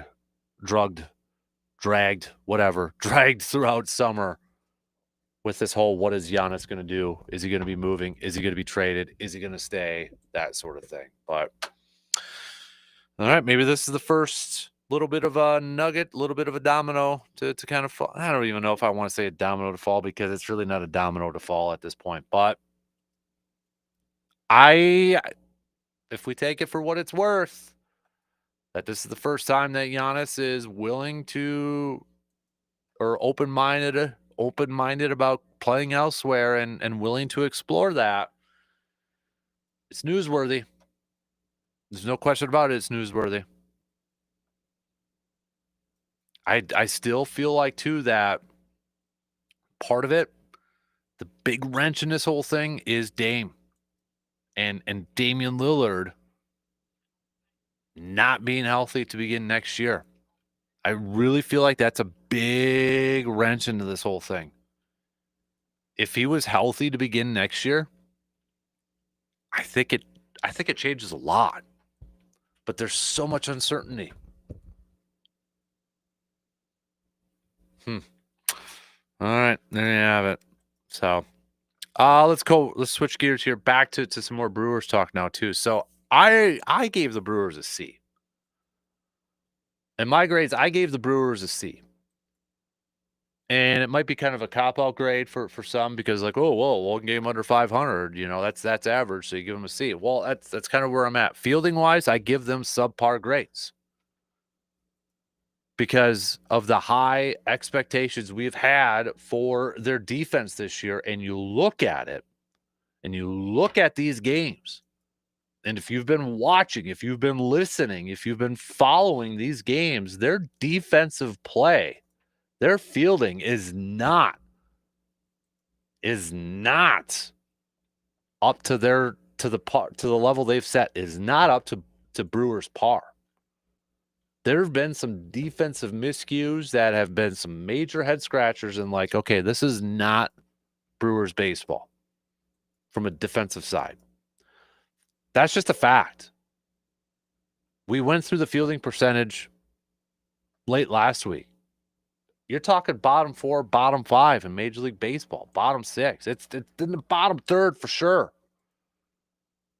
And you're talking about a team that has won the Gold Glove for team defense twice, back-to-back years. That's high expectations. That's a high standard set. And so far in the first quarter, it has not met that standard. And another thing that has been a high standard over the years has been bullpen play. And outside of Nick Mears and maybe a couple other pitchers, there's been some sketchy performances coming out of the bullpen.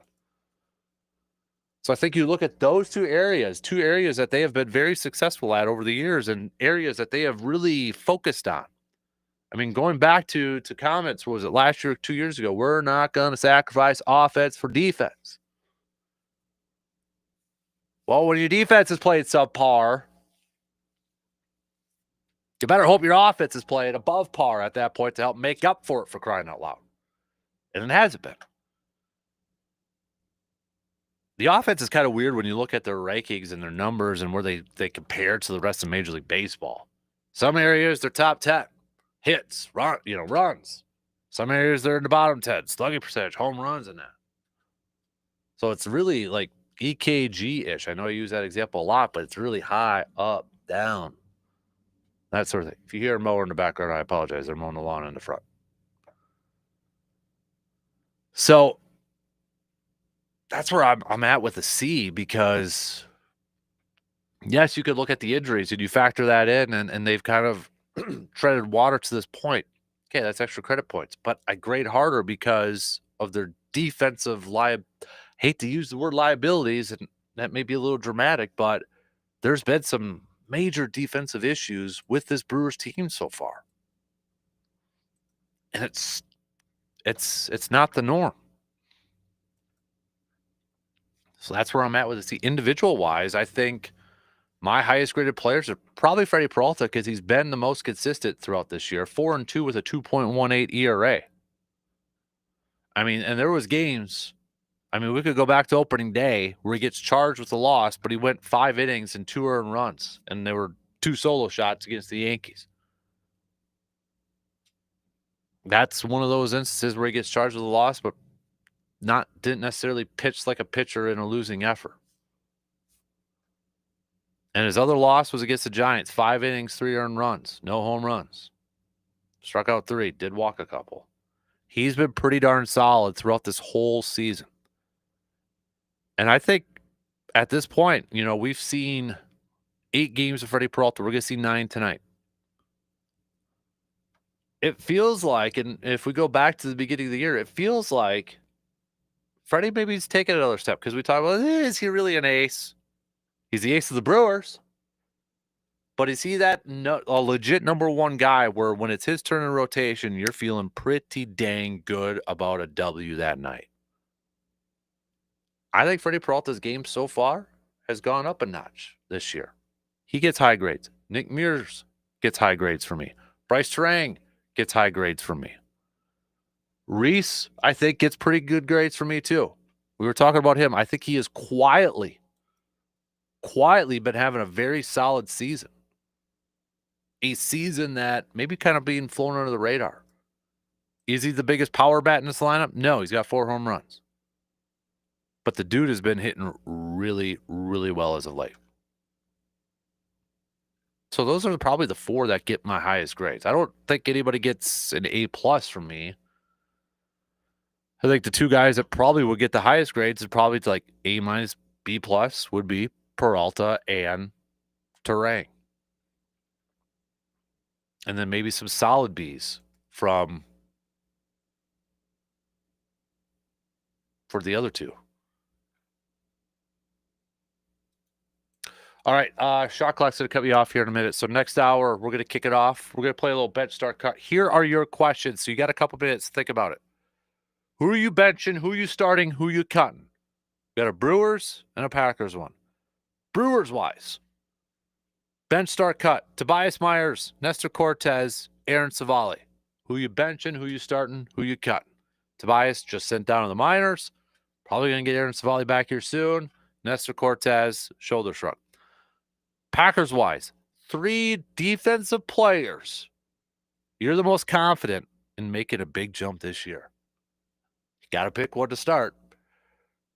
Quay, Devontae Wyatt, or Van Ness. Bench start cut. Okay? Bench start cut between these 3 starters for the Brewers. Tobias, Nestor, Savali. Bench start cut, these 3 defensive players for the Packers. Quay Walker, Devontae Wyatt, Lucas Van Ness. Make your picks now. Hit me up with a text or comment on the video streams for our bench start cut this morning. 2 in, 1 more to go. Quick break. We'll be back after these few words.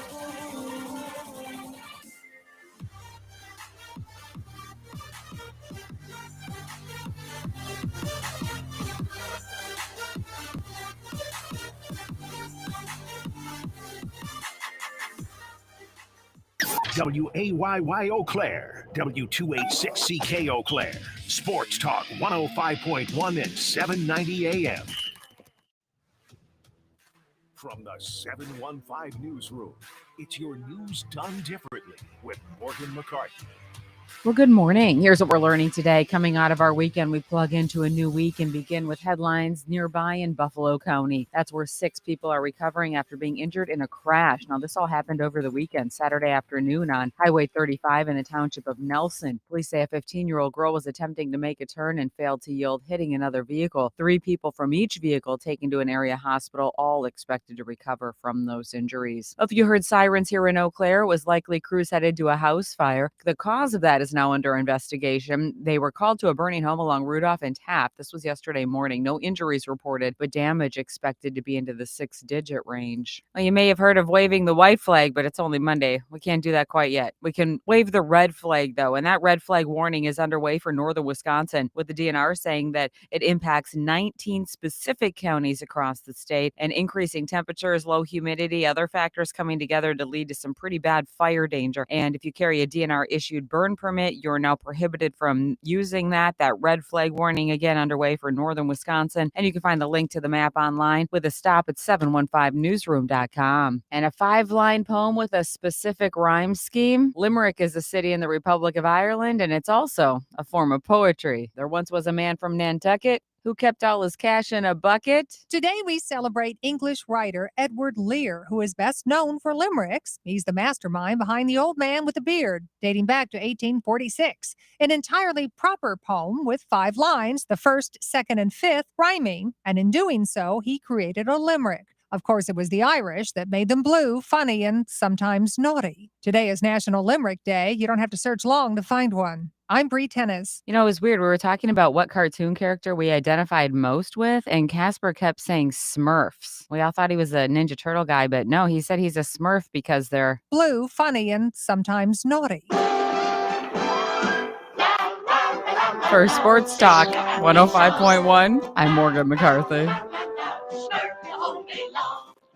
The new work week is starting off on a dry note as we are heading out the door with mild temperatures across the area. For today, expect sunny weather, a breezy south wind with summer-like temperatures in the upper 80s this afternoon. As for tonight, clear skies, lows drop back to the upper 50s, and then tomorrow, mostly sunny and breezy, highs back in the upper 80s. We're in the mid-80s on Wednesday. I'm 13 First Alert meteorologist Derek Dahlman. I think it's time we have the talk.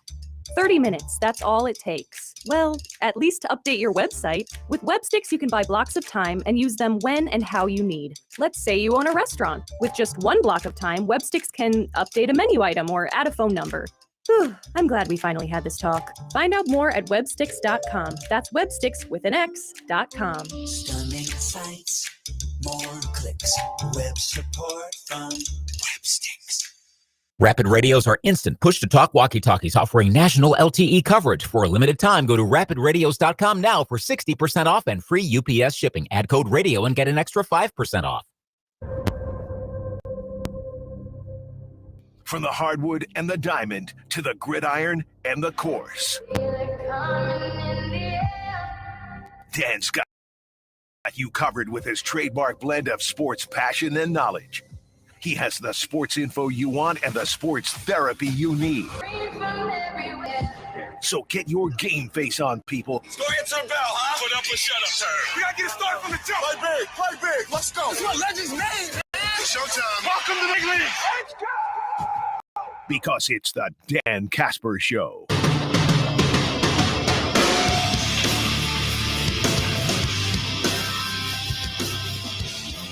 Final hour kicking off on this Monday morning. Anybody else got a case of the Mondays?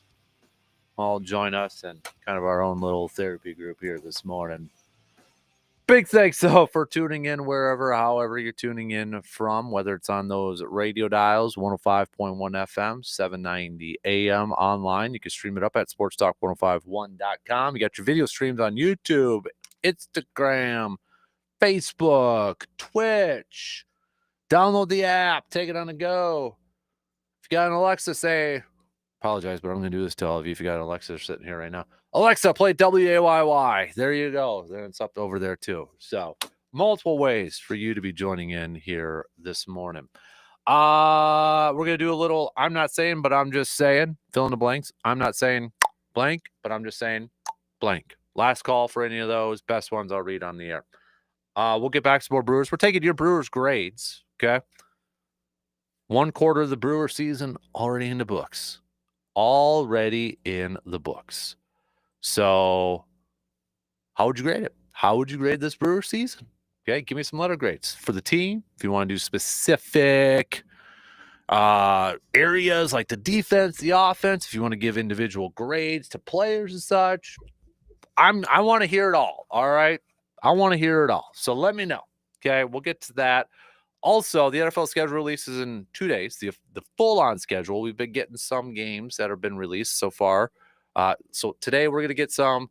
Tomorrow we're going to get some. And then Wednesday, the full team. Doesn't mean we're going to get any Green Bay games today or tomorrow, but they're doing like their big-time matchup, primetime games, today and tomorrow. And they've already announced the opener, Eagles-Cowboys, to begin the season. So when we look at schedule release, what are some of the things you look at? But in this particular question, what are the games you're looking at as a Packers fan? Or if you're not a Packers fan and you want to chime in about your favorite team, I want to hear from you too, whether you're Dolphins, Vikings, Bears, Lions, Cowboys, whatever. What are the games you're looking at with maybe the most intrigue this year? We already know the opponents. We know whether they're going to be home or away games. But when you look at it, like, what are the games you're really intrigued about for this schedule, like where they're going to fall? So I went through my top 5. What are some of the games that you're really, so for example, maybe you're like, I'm really intrigued to see when Minnesota and Detroit come to Green Bay. That's what I'm looking at in terms of the games on this schedule, because we don't know that stuff, obviously, right? The other thing here too, this is kind of a mind-blowing nugget that I just saw this. I remembered it, but it just dawned on me again after seeing this. The last time, and this is just kind of weird to say, but the last time the Packers opened up the season at Lambeau Field, 2018.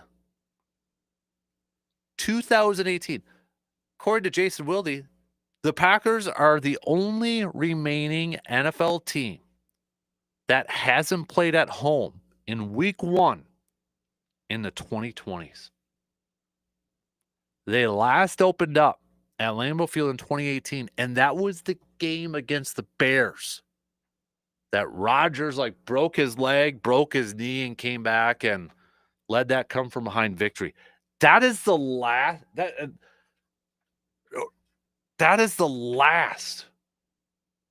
last time the Packers opened up at home in Green Bay. And that was a Thursday night matchup that kicked off the NFL's 100th season. Mitchell Trubisky was the starting quarterback for the Bears. Matt Nagy was the head coach for the Chicago. That's the last time Green Bay opened up the season at Lambeau. Holy cow. I knew that last year, but just again as a refresher, it was like, geez.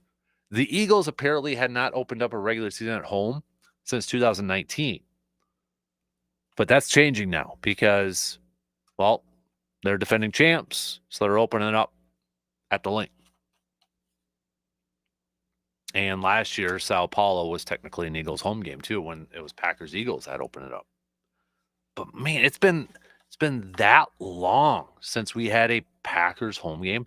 I think I'm going to add that to my list of things looking at, like particular games or what I'm going to be paying attention to. Is like, hey, are we actually going to get a home game to open up the season this year?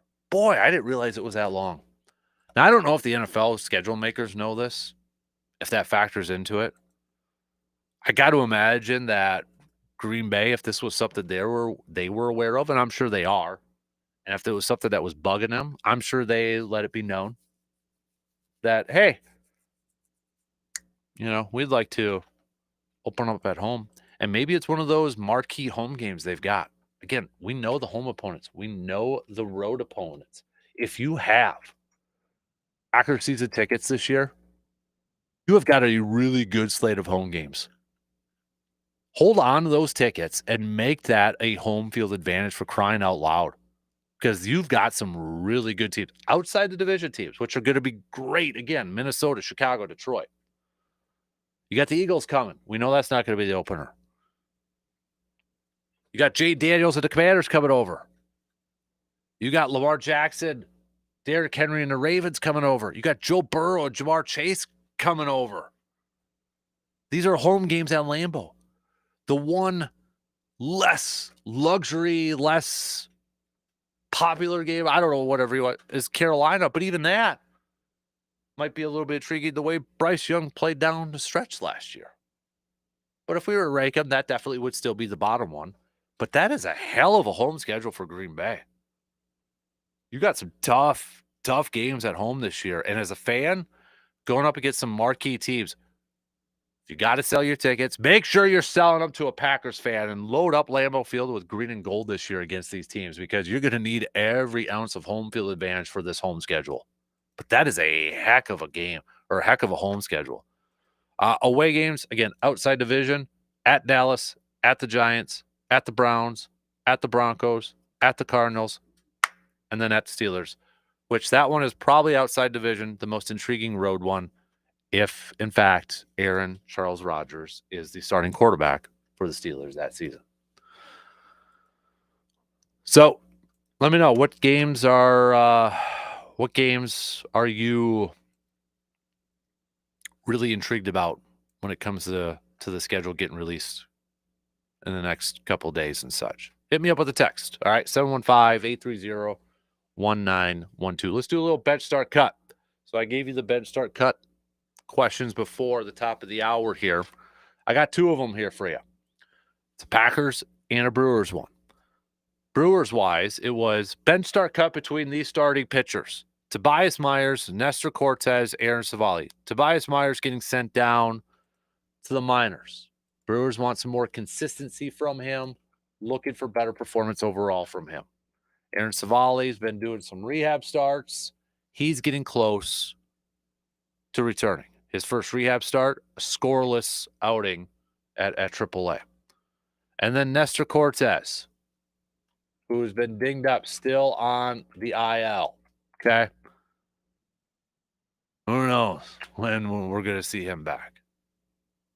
But I put these three on here. I purposely left off Brandon Woodruff because that would be the easy one, and that would be the feel good one, right? That would be the feel good one.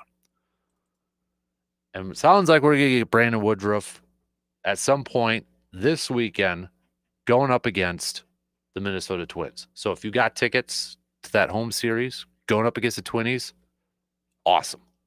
That should be a fantastic environment with Brandon Woodruff over there. So John went start Aaron Savali, bench Tobias Myers, cut Nestor Cortez. Dave on our texting line went start Tobias Myers, bench Aaron Savali, cut Nestor Cortez. Tim went start Tobias Myers, bench Aaron Savali, cut Nestor Cortez. Eric went start Aaron Savali, bench Tobias Myers, cut Nestor Cortez. So everybody is essentially cutting Nestor Cortez right now. So everybody's cutting Nestor Cortez, which is a big surprise. I'm cutting Nestor Cortez in mine too. I'm cutting Nestor Cortez. I mean, we just really haven't seen anything from him this year. We haven't seen enough from him. We haven't seen him at all. Barely. Right? So, I mean, the easy one there is cut him. Then it gets tricky here a little bit with Aaron Savali and Tobias Myers. Gets a little bit more tricky with those two. I'm probably benching, if I'm going at it right now on May 12th, kind of like a power ranking, arrow trending upward, downward sort of thing. I'm probably starting Aaron Savali and benching Tobias Myers. But I think long-term outlook, I'm still high on Tobias Myers. Aaron Savali is not a long-term option for the Brewers. So, I mean, if we're short-term, it's start Aaron Savali, bench Tobias Myers. Long-term, it's start Tobias Myers, bench Aaron Savali. Packers-wise, I am going with, okay, so again, it was of these three defenders, bench, start, cut, of these three Packers defenders, Lucas Van Ness, Quay Walker, Devontae Wyatt. I'm cutting Lucas Van Ness. Again, we got to base it off of what we've seen so far. Right? I mean, that's what we got to base it off of. What we have seen so far from Lucas Van Ness. And it hasn't really been anything. Let's be real. It hasn't been anything. So I'm cutting Lucas Van Ness. Devontae Wyatt has shown some nice flashes, especially last year. The issue with him has just been health. Can he be healthy? Can he remain healthy? Quay Walker, we saw glimpses, we saw flashes of Quay Walker last year. We saw him play some really, really good football last year. But it's been a consistent issue, a consistency issue with him. So, who gets the start? Who gets the bench?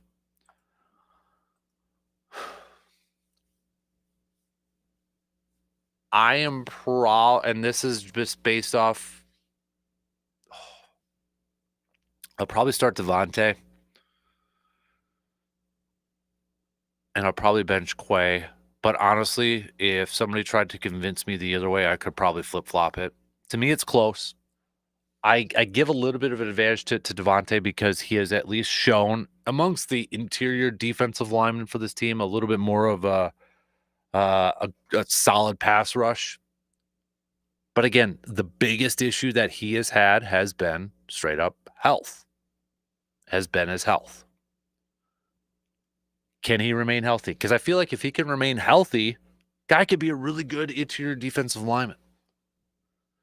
You know, we hear all this positive stuff about Quay Walker from his teammates. Xavier McKinney calling him potentially the best linebacker. He could be the best linebacker in all of football. Coaches love him and such. It's just been the consistency factor with him. Is he ever going to put it all together?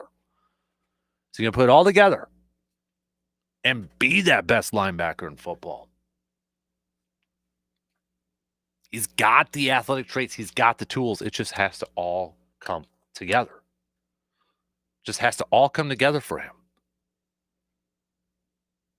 So right now, I'm probably starting Devontae Wyatt, and I'm probably benching Quay Walker, cutting Lucas Van Ness. Mark on our texting line, Mark from EC, most intriguing is Bengals at Lambeau, the 2020 quarterback draft class, and Burrow and Love, plus that offense versus the Packers defense as a measuring stick. Another one here is outside of the division games, it's Baltimore. Can the Packers defense stop the running attack of Lamar Jackson and Derrick Henry? Another texter says it's easily the Pittsburgh Steelers if Aaron Rodgers is the starting quarterback, even though it would be in Pittsburgh. I mean, it's Rodgers going up against his former team. Another one said Steelers because if it's Rodgers, of course, that's going to be the hyped up game of the week. Another pick for the Steelers because of Aaron Rodgers, and another pick for the Steelers because of Aaron Rodgers. Another texter goes with the Eagles because of the matchups from last year and all the drama about the tush push. I bet you that a little bit earlier too. You're right. That's why it was a top 5 game for me with the Eagles, because of last year they opened up close game, the playoff exit. They could make the case that the Eagles were the team that gave, or the Packers were the team that gave the Eagles the most difficult test or the most difficult matchup and such, or played them the best. I know the Rams had a shot at the end there towards the playoffs, but then you add in the tush push stuff.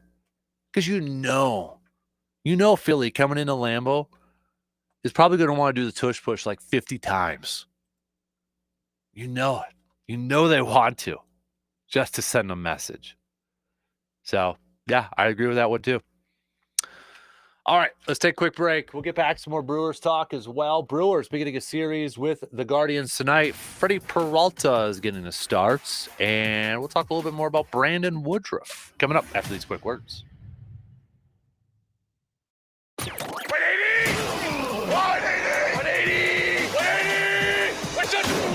The Dan Kasper Show will be right back.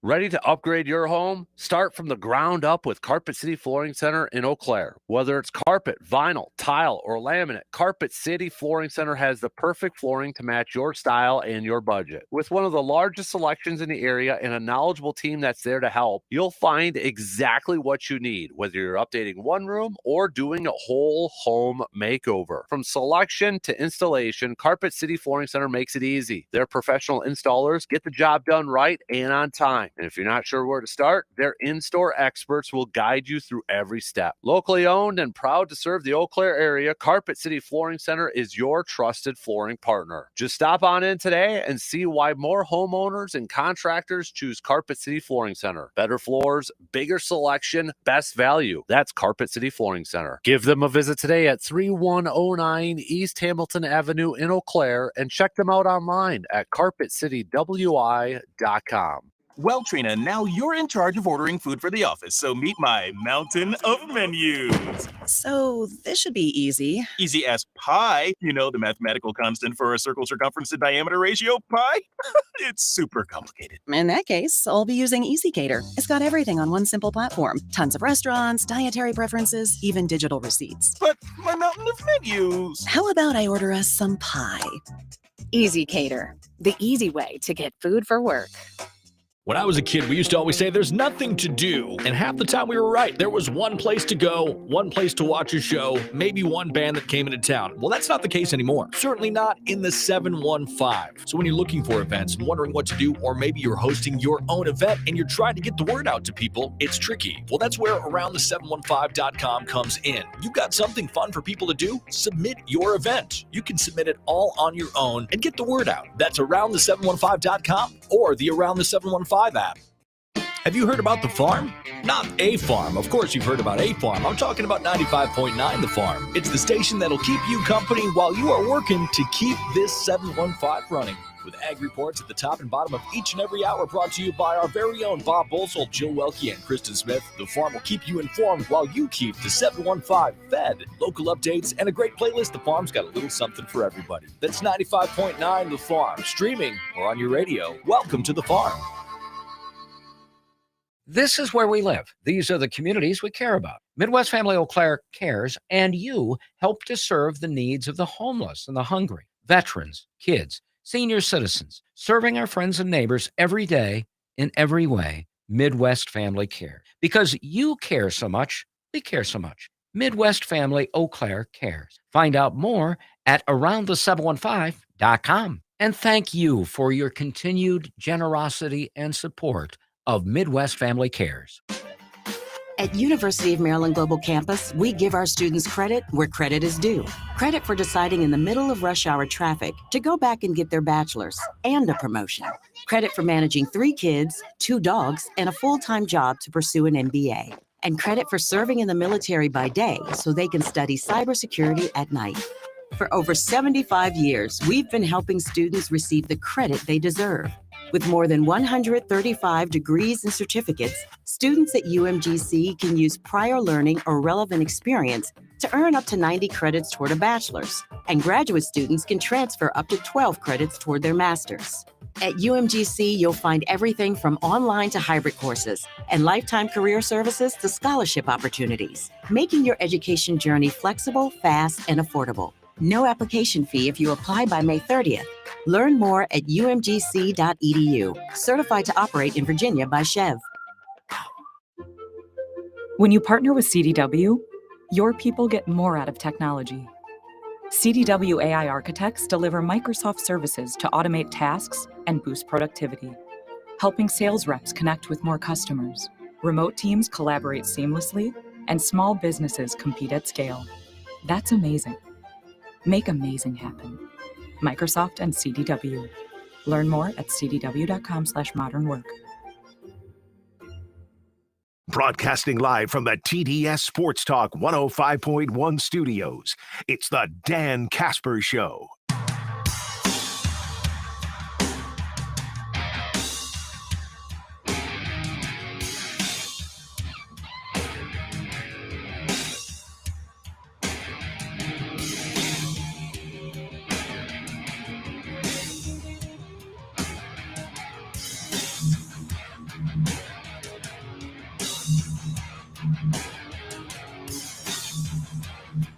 Dreaming of your own backyard retreat? Well, Home Oasis in Chippewa Falls is here to make it happen. Whether you're looking for a custom in-ground pool, a relaxing Sundance spa, or a Green Mountain pellet grill, they've got you covered. From design to installation and maintenance, Home Oasis is your local destination for backyard bliss. Visit Andrew and Sam at Home Oasis today at 11293 County Highway X or online at homeoasiswi.com. Busted out the Home Oasis pellet grill twice this weekend, Saturday night and last night, for a little Mother's Day meal over there too. Love, especially the Trek grill. That one you could take, whether you're traveling, camping and such. We used it a ton when we were over in Green Bay for the draft and that. So love my Green Mountain Grill from Home Oasis in Chippewa Falls. Hey, don't forget, too, we just got a couple weeks left of the turkey season. All right, so if you've had any luck with any gobblers in the field, please email me those photos. It's easier for me. Some people have tried texting them. Sometimes they show up. Sometimes they don't. I don't know why, but it's easier if you just email it to me, dan@sportstalk1051.com. That way I can save them and add it to our website for our outdoors page at sportstalk1051.com. So if you've had any luck, or maybe it's fishing season too, now that we are fully underway for that. If you've had any luck in the field or on the water, email me those pictures, dan@sportstalk1051.com, so I can easily save them and then add them up to the websites on our outdoors page. But, Speaking of turkey season and such, when it comes to firearms, ammo, and expert service, there's one name, just one name you could trust, and that's Tilden Gun. Whether you're a seasoned hunter, a weekend shooter, or just getting started, Tilden Gun has exactly what you need, from top brands and rifles, shotguns, and handguns, to a full line of ammunition and accessories. They've got you covered. Looking to buy, sell, or trade? Well, hey, Tilden Gun makes it easy with fair pricing and honest advice.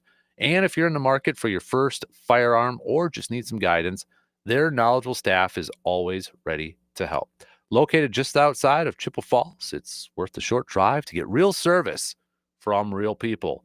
Tilden Gun, where quality, trust, and experience come standard. Stop on in today and see the difference at 12427 90th Avenue in Chippewa Falls, or again, visit them online at tildengun.com.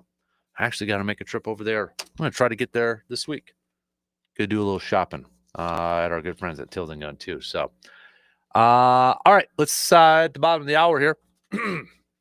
Brewers wise, beginning a series after their weekend series against the Tampa Bay Rays, where the Brewers dropped 2 of 3, their lone win coming yesterday on Mother's Day. Brewers will begin a series against the Guardians starting tonight on the road. And we get Freddie Peralta on the mound for the Crew tonight. Brewers pushing back his usual schedule start just a couple days after dealing with a little bit of a groin injury. So hopefully that's come to pass. Hopefully that's not an issue right now for Freddie Peralta and for the Brewers.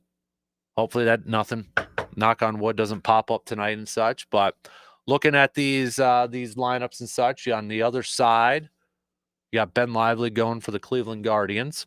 So you got a few Guardians hitters that have a couple games worth of experience going up against Freddie Peralta. Santana being the one with the most experience, which makes sense with his time with the Pirates and them. But 8 career at-bats, just 250, but he does have a 750 OPS against him. Stephen Kwan, 6 at-bats, just 167 against Freddie Peralta. On the flip side, with Ben Lively on the mound, you got a few guys, a couple guys with this Brewers lineup that have more than a couple games of experience. Contreras, 11 career at-bats, just 182 against him. Bryce Terang, 11 career at-bats, 273 against him, 878 OPS. But Christian Yelich has had some pretty darn good success going up against Ben Lively. Blake Lively. Ooh, there's your pop culture reference. 14 career at-bats, 1 home run, a 357 batting average, and a 1.186 OPS. So, Christian Yelich has had Lively's number more times than not going up against him this year. Will he have his number again tonight? Yelly's coming off of a home run yesterday. Contreras also had a home run yesterday, back-to-back home runs for the Crew yesterday. So we'll see. We'll see. But Brewers, you're looking at where we've been talking about grades and throwing out first quarter grades and such. And you look at where they're lined up right now in terms of the standings. They're 3 games back from first place against the Cubs. Cubs, 23-18. The Cardinals. Oh, those Cardinals. 1 game back from first place. 23-19 in the NL Central. Son of a gun. Brewers 20-21, 3 games back from first place, but the Reds are right on their heels, just a half game back, 20-22. So, but Cardinals extending their win streak to 8 games. 8 games for the Cardinals. I mean, they have climbed. Shout out to the Twins, too, because the Twins have been off to playing recently. They're back. They climb above 500 for the first time this season. They have been on a nice run here, too. After a slow start to the season, the Twins have been playing some really, really good baseball. They're still 4th in their division, but they're on an 8-game winning streak as well. 8-2 in their last 10, 21-20. Cardinals, 8-2 in their last 10. They've won 8 in a row here too. So Cardinals and Twins both playing some really good baseball at this point in time. But Freddie's on the mound tonight. He has easily been the best pitcher for the Crew this year, the most consistent pitcher, most consistent starting pitcher, easily their best starting pitcher so far this season. He's looking for his 5th win. You look at what he has done this year. And we talked about it in spring training before the season started. Just felt like maybe Freddie, he's the Brewers ace, but is he the ace of a lot of teams? Is he that, when I think of an ace, when I think of a number one starter, I think about the guy that when it's his turn through the rotation, you're feeling pretty darn confident. It's not always going to be the case, but you're feeling pretty darn confident that you're going to come away with a W. You're going to come away with a win when it's that guy's starting rotation. That to me is the ace, is the definition of an ace. Like you would almost bet 9 times out of 10 that you're going to come away with a W. And it just felt like, Freddie wasn't quite at that level yet. But a tip of the cap to him because I think he has been off to a fantastic start this season. And even when you look at his 2 losses, I would say they were quality starts by Freddie Peralta. He's had some nice games. 4-2 with a 2.18 ERA, 48 strikeouts so far this season. And I feel good about, we'll make our picks coming up here towards the back end. But with Freddie's turn in here, I feel good with him on the mound. The thing that does give me a little bit of nerves, or I'm a little bit cautious about, is that groin issue going to be something that pops up tonight? I'm a little bit nervous about it. I'm a little nervous. So, well, hopefully not. Hopefully it's all good and kosher.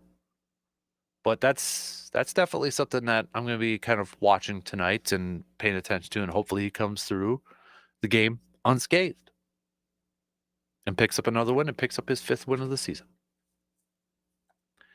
If he picks up his 5th win of the season, he will move up into a tie for 5th, which is kind of second for most wins in Major League Baseball, because we have a group of 4 pitchers right now who have 6 wins. Hunter Brown, Max Fried, Casey over with Detroit, Brandon with the Diamondbacks. They all have 6 wins. And then there's a group of pitchers who have 5 wins that include the likes of like Robbie Ray and a Jorge Lopez and a Clay Holmes. So if Freddie can pick up a win tonight, he'll join that group of pitchers who have 5 wins so far this season. And when you look at it too for ERA, Freddie Peralta is just outside the top 10 in ERA. I mean, Max Fried is off to a Cy Young worthy start this season. He's 6-0 with a 1.05 ERA. That has just been you want to talk about a signing that has worked incredibly well. It's been that with the Yankees and Max Fried. But he's got a 1.05 ERA. Skubal 4-2 with a 2.08 ERA. Garrett Grochette's 4-2 with a 1.93 ERA. Freddie could, depending on the outcome of tonight's game, maybe moves up a little bit closer on that. But yeah, there's no question Freddie Peralta has been pretty dang good to begin the season.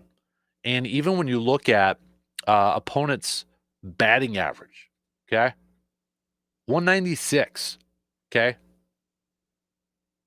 you've got that, to put it in comparison, Max Fried's 187, Garrett Grochette's 192, Paul Skeens is 192, Robbie Ray is 194, and you got Freddie Peralta there at 196. There's a lot to like with what Freddie Peralta has done so far this season. So when we talk about grades, and we talk about first quarter grades, that's why when we look at individual grades, I look at Freddie Peralta as having one of the highest individual grades amongst this team. Because I think he has been the most consistent starting pitcher, and he's been easily the best starting pitcher of this ball club. And speaking of starting pitching, the news over the weekend that Tobias Myers sent down to the minor leagues. And it's a combination of a few different things. One, Brewers looking for a little bit more consistency from him. 75 pitches in 4 innings the other day. He had a great start in his 3rd start. Didn't really follow it up. I mean, it wasn't awful, but you don't want to see 75 pitches in 4 innings. And it's just, again, it's command and control with some of his pitches. And the Brewers hoping that going on the minor league for however long it's going to be or however short it's going to be, something he could work on and get better and getting back to that pitcher that we saw last year, June onward, where he was the most valuable pitcher, named the most valuable pitcher on this Brewers team last year. I don't think anybody's ready to give up on Tobias Myers by any means, and I hope not. I hope that's not the case. But they want some more consistency. They want better performances. He's set the bar high. We've seen him perform at a high level. That's the expectation now for Tobias Myers. Part of it, though, too, is roster. Adding another pitcher. Adding some roster flexibility. One of those guys is going to be Brandon Woodruff. Probably this weekend, going up against the Twins. Brandon Woodruff did it like last week. We were talking about, okay, what's the plan going to be? Is he going to get another rehab start, which would be on that 30th day? And then it kind of forces the Brewers to maybe have one less pitcher on their roster. Well, Brewers can manage that with roster movements and all that sort of stuff. But Woodruff yesterday had a light rehab start in his final rehab start. 39 pitches. 28 of those were strikes. Matt Arnold saying we could have put him in the rotation sooner, but he felt like he needed another outing, a lighter outing. He just doesn't want to go back on the IL, so that was a big thing. The other thing I think was a factor there is him being able to make his start back at home, just having the emotion tied to that rather than have him come back in Cleveland. I think he wants to do that in front of the home crowd.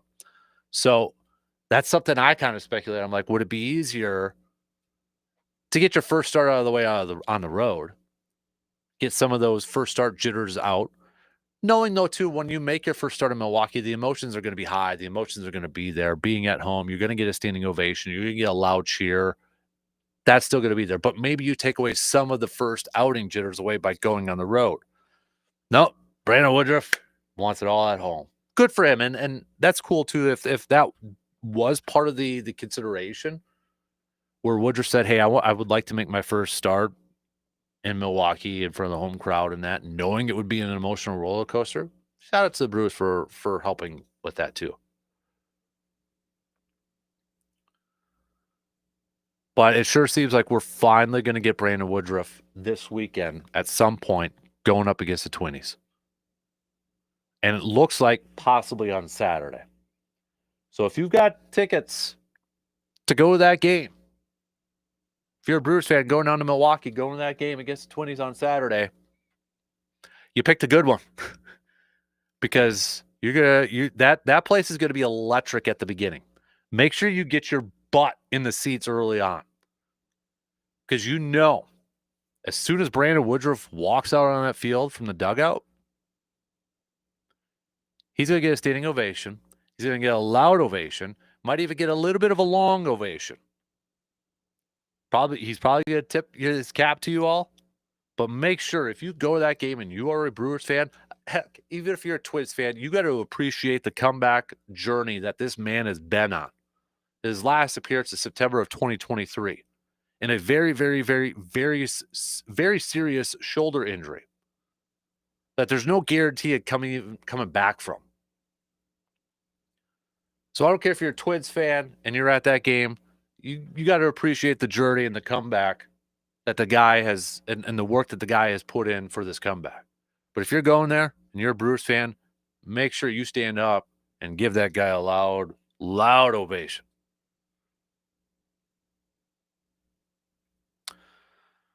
All right. Also, really quick too, Aaron Savali, in case you're wondering, he could be back with the Brewers a week or so after Woodruff's return. And Aaron Ashby may be a couple of rehab appearances away from joining the bullpen too. So a couple more reinforcements coming with this pitching staff.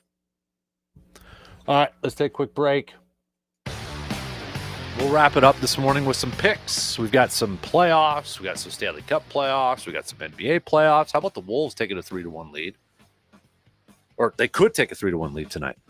Will they? We'll make our picks coming up in just a few minutes. You're listening to the Dan Kasper Show. At University of Maryland Global Campus, we give our students credit where credit is due. Credit for deciding in the middle of rush hour traffic to go back and get their bachelor's and a promotion. Credit for managing 3 kids, 2 dogs, and a full-time job to pursue an MBA. And credit for serving in the military by day so they can study cybersecurity at night. For over 75 years, we've been helping students receive the credit they deserve. With more than 135 degrees and certificates, students at UMGC can use prior learning or relevant experience to earn up to 90 credits toward a bachelor's, and graduate students can transfer up to 12 credits toward their master's. At UMGC, you'll find everything from online to hybrid courses and lifetime career services to scholarship opportunities, making your education journey flexible, fast, and affordable. No application fee if you apply by May 30th. Learn more at umgc.edu. Certified to operate in Virginia by Chev. Save big on your next landscaping project at Menards. We make landscaping simple with our free, easy-to-use design program and step-by-step project guides. Plus, we have the largest in-stock selection of concrete landscape blocks at the best prices. Save big on our 12-inch smooth patio blocks on sale now. Stop in to see our full selection and get your project started. Check out our weekly flyer on Menards.com for all the great deals happening now. Save big money at Menards. Could there be a better name? Auto Value Parts Stores. They aren't just about air fresheners or fuzzy dice. Auto Value Parts Stores are all about parts, auto parts, and advice. Pros who know auto parts with tons of tips when you need them the most. You want real value? Don't go to a place with a cute name. Go to Auto Value. Could there be a better name? I didn't think so.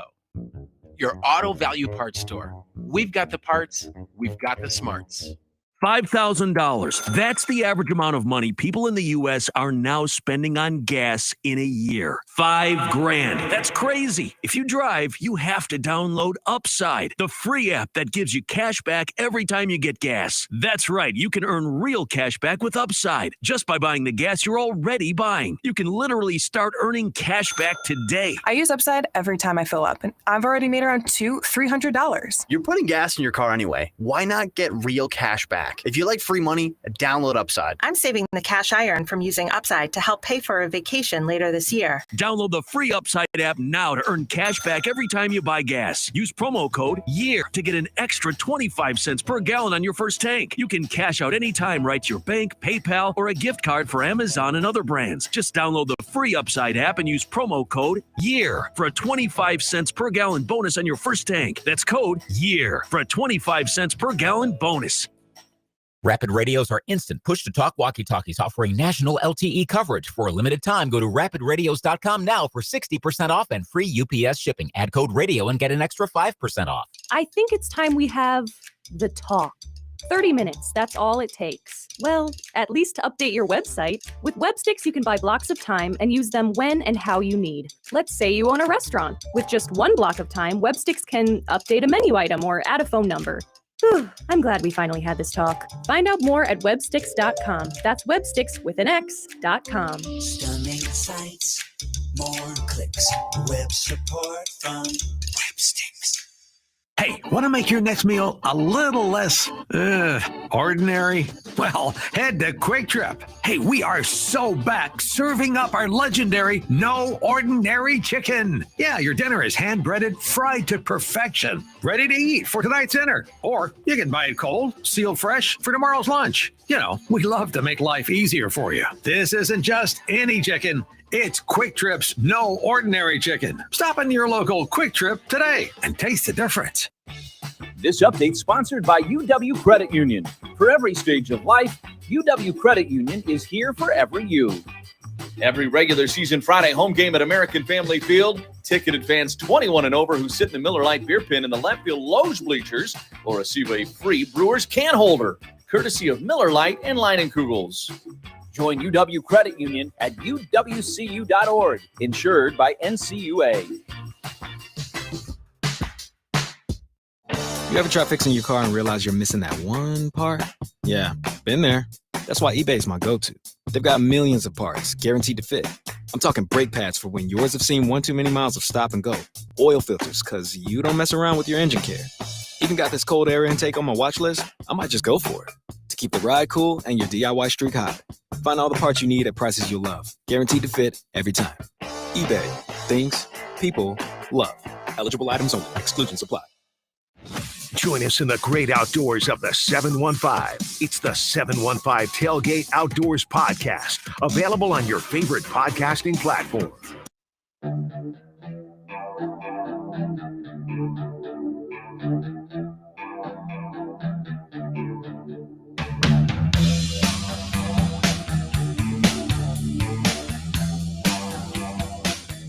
Looking for great food, cold drinks, and a welcoming atmosphere? Then you better get on over to the VFW Post 305 at 1300 Star Avenue in Eau Claire.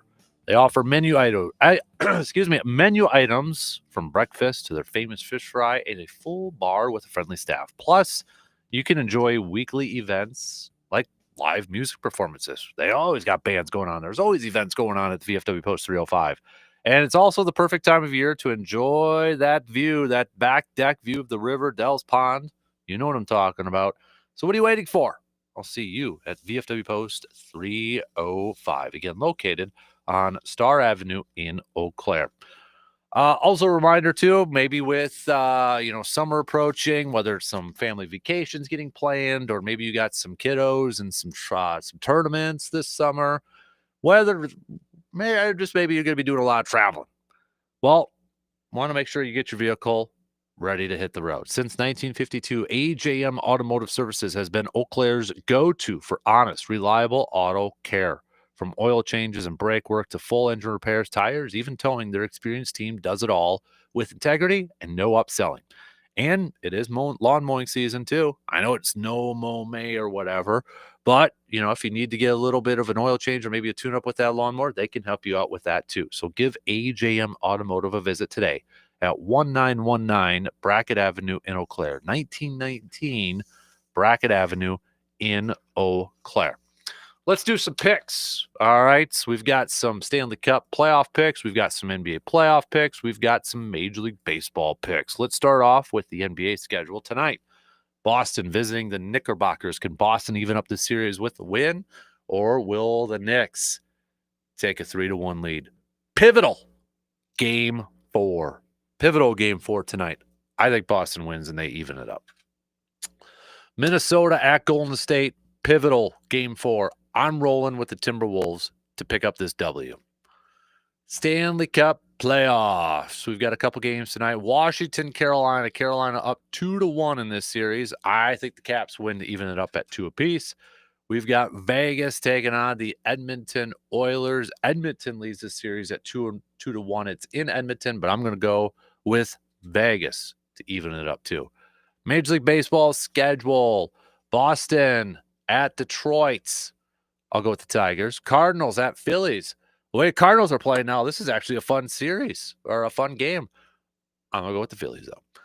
Pittsburgh taking on the Mets of New York. Paul Skeens is on the mound. I'm going to go with the Mets, though. Nationals, Braves. Give me the Braves. Miami taking on the Cubs of Chicago. Colin Ray's on the mound. I'll go with the Cubbies. Colorado taking on the Rangers of Texas. Colorado now firing their manager, Bud Black. So you got the Pirates and the Rockies with interim managers. So I'm going to go with the Rangers. Royals taking on the Astros. Give me Kansas City. Angels taking on the Padres. I'll roll with the Padres. Yankees and Mariners. I'll roll with the Yankees. Diamondbacks, Giants. Give me the Merrill Kelly, Justin Verlander. I'll go with the Giants. So those are your picks for this morning. So, by the way, just because you'll hear the results a little bit later on, throughout the day in our post-class and mirror poll question, 715 Speaks poll question we put out, the night before, and we put it out last night. Then we air the results throughout the day. Just kind of a fun general poll question, such. But the question was, if you could go pro in one of these 4 sports, what would it be? Kudos to all of you. 51%. 51% of you picked baseball. That's smart. So kudos to all of you, because if you're looking at it from a financial perspective, you get your guaranteed contracts in baseball. 51% voted for baseball. How did the rest of the votes go? Well, you'll have to listen throughout the day on Sports Talk 105 and 790 AM to hear the results. But for over 40 years, Post Glass and Mirror has been Chippewa Falls' trusted name in glass services. Whether you're updating your bathroom with a custom shower enclosure, replacing a windshield, or enhancing your business storefront, their skilled team delivers quality and precision. A family-owned company, they pride themselves on fast turnaround times and personalized service. Call 715-723-876 or visit postglassandmirror.com to learn more. Let's do a little walk-off here this morning, shall we? A little walk-off to wrap it up. So you're going to get some more. I believe there's a couple more. Let me see if I can find it. We're going to get some more games announced here for the NFL schedule. And I get it. It's maybe not that big of a deal. It's the NFL. They blow it up, get a little bit more extra attention on them and such. We already know the opponents. We already know what's a home game, what's an away game, and that sort of thing. But I think it's intriguing to see where these games line up. And I think the most important things to look at, if we take away the games, like the matchups, the most important things to look at for this schedule, in my opinion, is going to be the bye week, where that lines up. Majority of teams like it in the middle of the season. Now, some may alter that depending on if they got an international game. Some may opt to, okay, if they got a, say like Pittsburgh and Minnesota at the end of September, they may want their bye week afterwards. Some may want to push it. But it always happens to work out, it feels like. So every year when we do this thing and we look at the schedule and we look at where's the bye week and we either complain, oh, it's too early or oh, it's too late. It seems to always work out. Because there's always like an injury. It's like, oh, thank God we have a bye week coming up here because this guy's dinged up and he could really use the extra week off. Just seems to always work out. But we look at that. It's still important to look at. I'd rather have, all things being equal, I'd rather have it be in the middle of the season or a little bit later on. I'd rather not have a bye week after 4 or 5 weeks. Sometimes it works out that way where, knock on wood, your quarterback's dinged up and you could use the extra week off. But all things being equal, I'd rather have it middle or later part of the season. You're looking at the short weeks, the short rest weeks, that Thursday night game. That is such a thing to look at now, too, because it's like, okay, that's going to be the short week. Are they going to have to travel on short rest? Or is it going to be, are they the lucky ones that get a home game and such? And then it's kind of like a mini bye, right? It's like a mini bye after that because you get the 9 days. So, I mean, if you have, ideally, maybe you have an early Thursday night game early in the season, then you get a built-in mini bye week after a few weeks, and then you get a later bye week. But you look at those Thursday games. That's going to be a big thing in here, too. Is it going to be a Thanksgiving Day game for the Packers this year? Going up against the Lions. Maybe that's their Thursday game. Maybe they got another one. Maybe it's back-to-back weeks, kind of like what the Cowboys have done. Play Thursday night Thanksgiving, and they play another Thursday after that. The other thing, too, that's something that has really kind of sprouted up in the last few years when it comes to this NFL schedule. Get ready, because I know some people are going to be upset. Because I just saw this on Twitter. And it doesn't mean it's going to be the Packers. But Peacock is going to have exclusive rights to a Week 17 Saturday night game. It's going to happen. Okay? There's going to be these games that are going to pop up for the Packers where you're going to be like, well, I can't watch that one. Or I'm not going to buy that streaming for a month. Or I'm not going to sign up for a free trial for a week. That's something that has sparked up in the last few years when we look at these schedules. A lot of times back in the day, we may not have paid the attention. I mean, boy, was it 2007? The big uproar was if it was a game on NFL Network, got to find somewhere that has a satellite dish to watch it. I was one of those. I had to find somewhere to watch it. But even before that, didn't really care what network it was on. Maybe just because you wanted to hear Madden or Summerall or something like that. But for the most part, it was like, okay, yeah, I'm going to watch the game. I've got access to it. It's different now. Now you look at with this schedule. When it comes out, you're like, okay, what station is the game on? Because if you see that Peacock, or you see that Amazon, or even you see that Netflix, if it's Christmas Day one, you're like, crap, what do I do now? Do I go to a buddy's house? Do I go to a local establishment? Do I just sign up for the month? Do I try to get a free trial? That factors into it now with this whole schedule release. What networks, what streaming services get these games? It's a factor for me. Now, here's the thing for me. If I got to purchase it for a month, I'm going to. I can't go a week without it. I'm not going to be one of those that's going to talk about a game without watching or listening to it. I got to watch it. I got to watch it with my own eyes if I'm going to talk about it on the radio. So yes, I'm going to have to fork over a little extra cash if I have to watch this game. But that's definitely something now that has really kind of spiked up in the last couple of years, last few years. When you look at schedule release, it's not always just the bye week anymore. It's not always just when do they play opening deer hunting season weekend. It's not just where's the division games. It's not just where's the primetime game so I know if I've got to stay up late.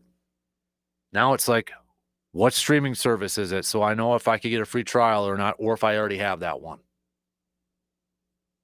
Holy moly, has things changed in the last 20 years, 25 years. All right, only less than a minute left. So coming up tomorrow, we'll do Grind My Gears Tuesday. What's grinding your gears? Okay. Think about it for a little bit. Let me know when we're back on the air tomorrow. Hopefully we're talking about a win for the Brewers, maybe a 5th win of the season for Freddie Peralta.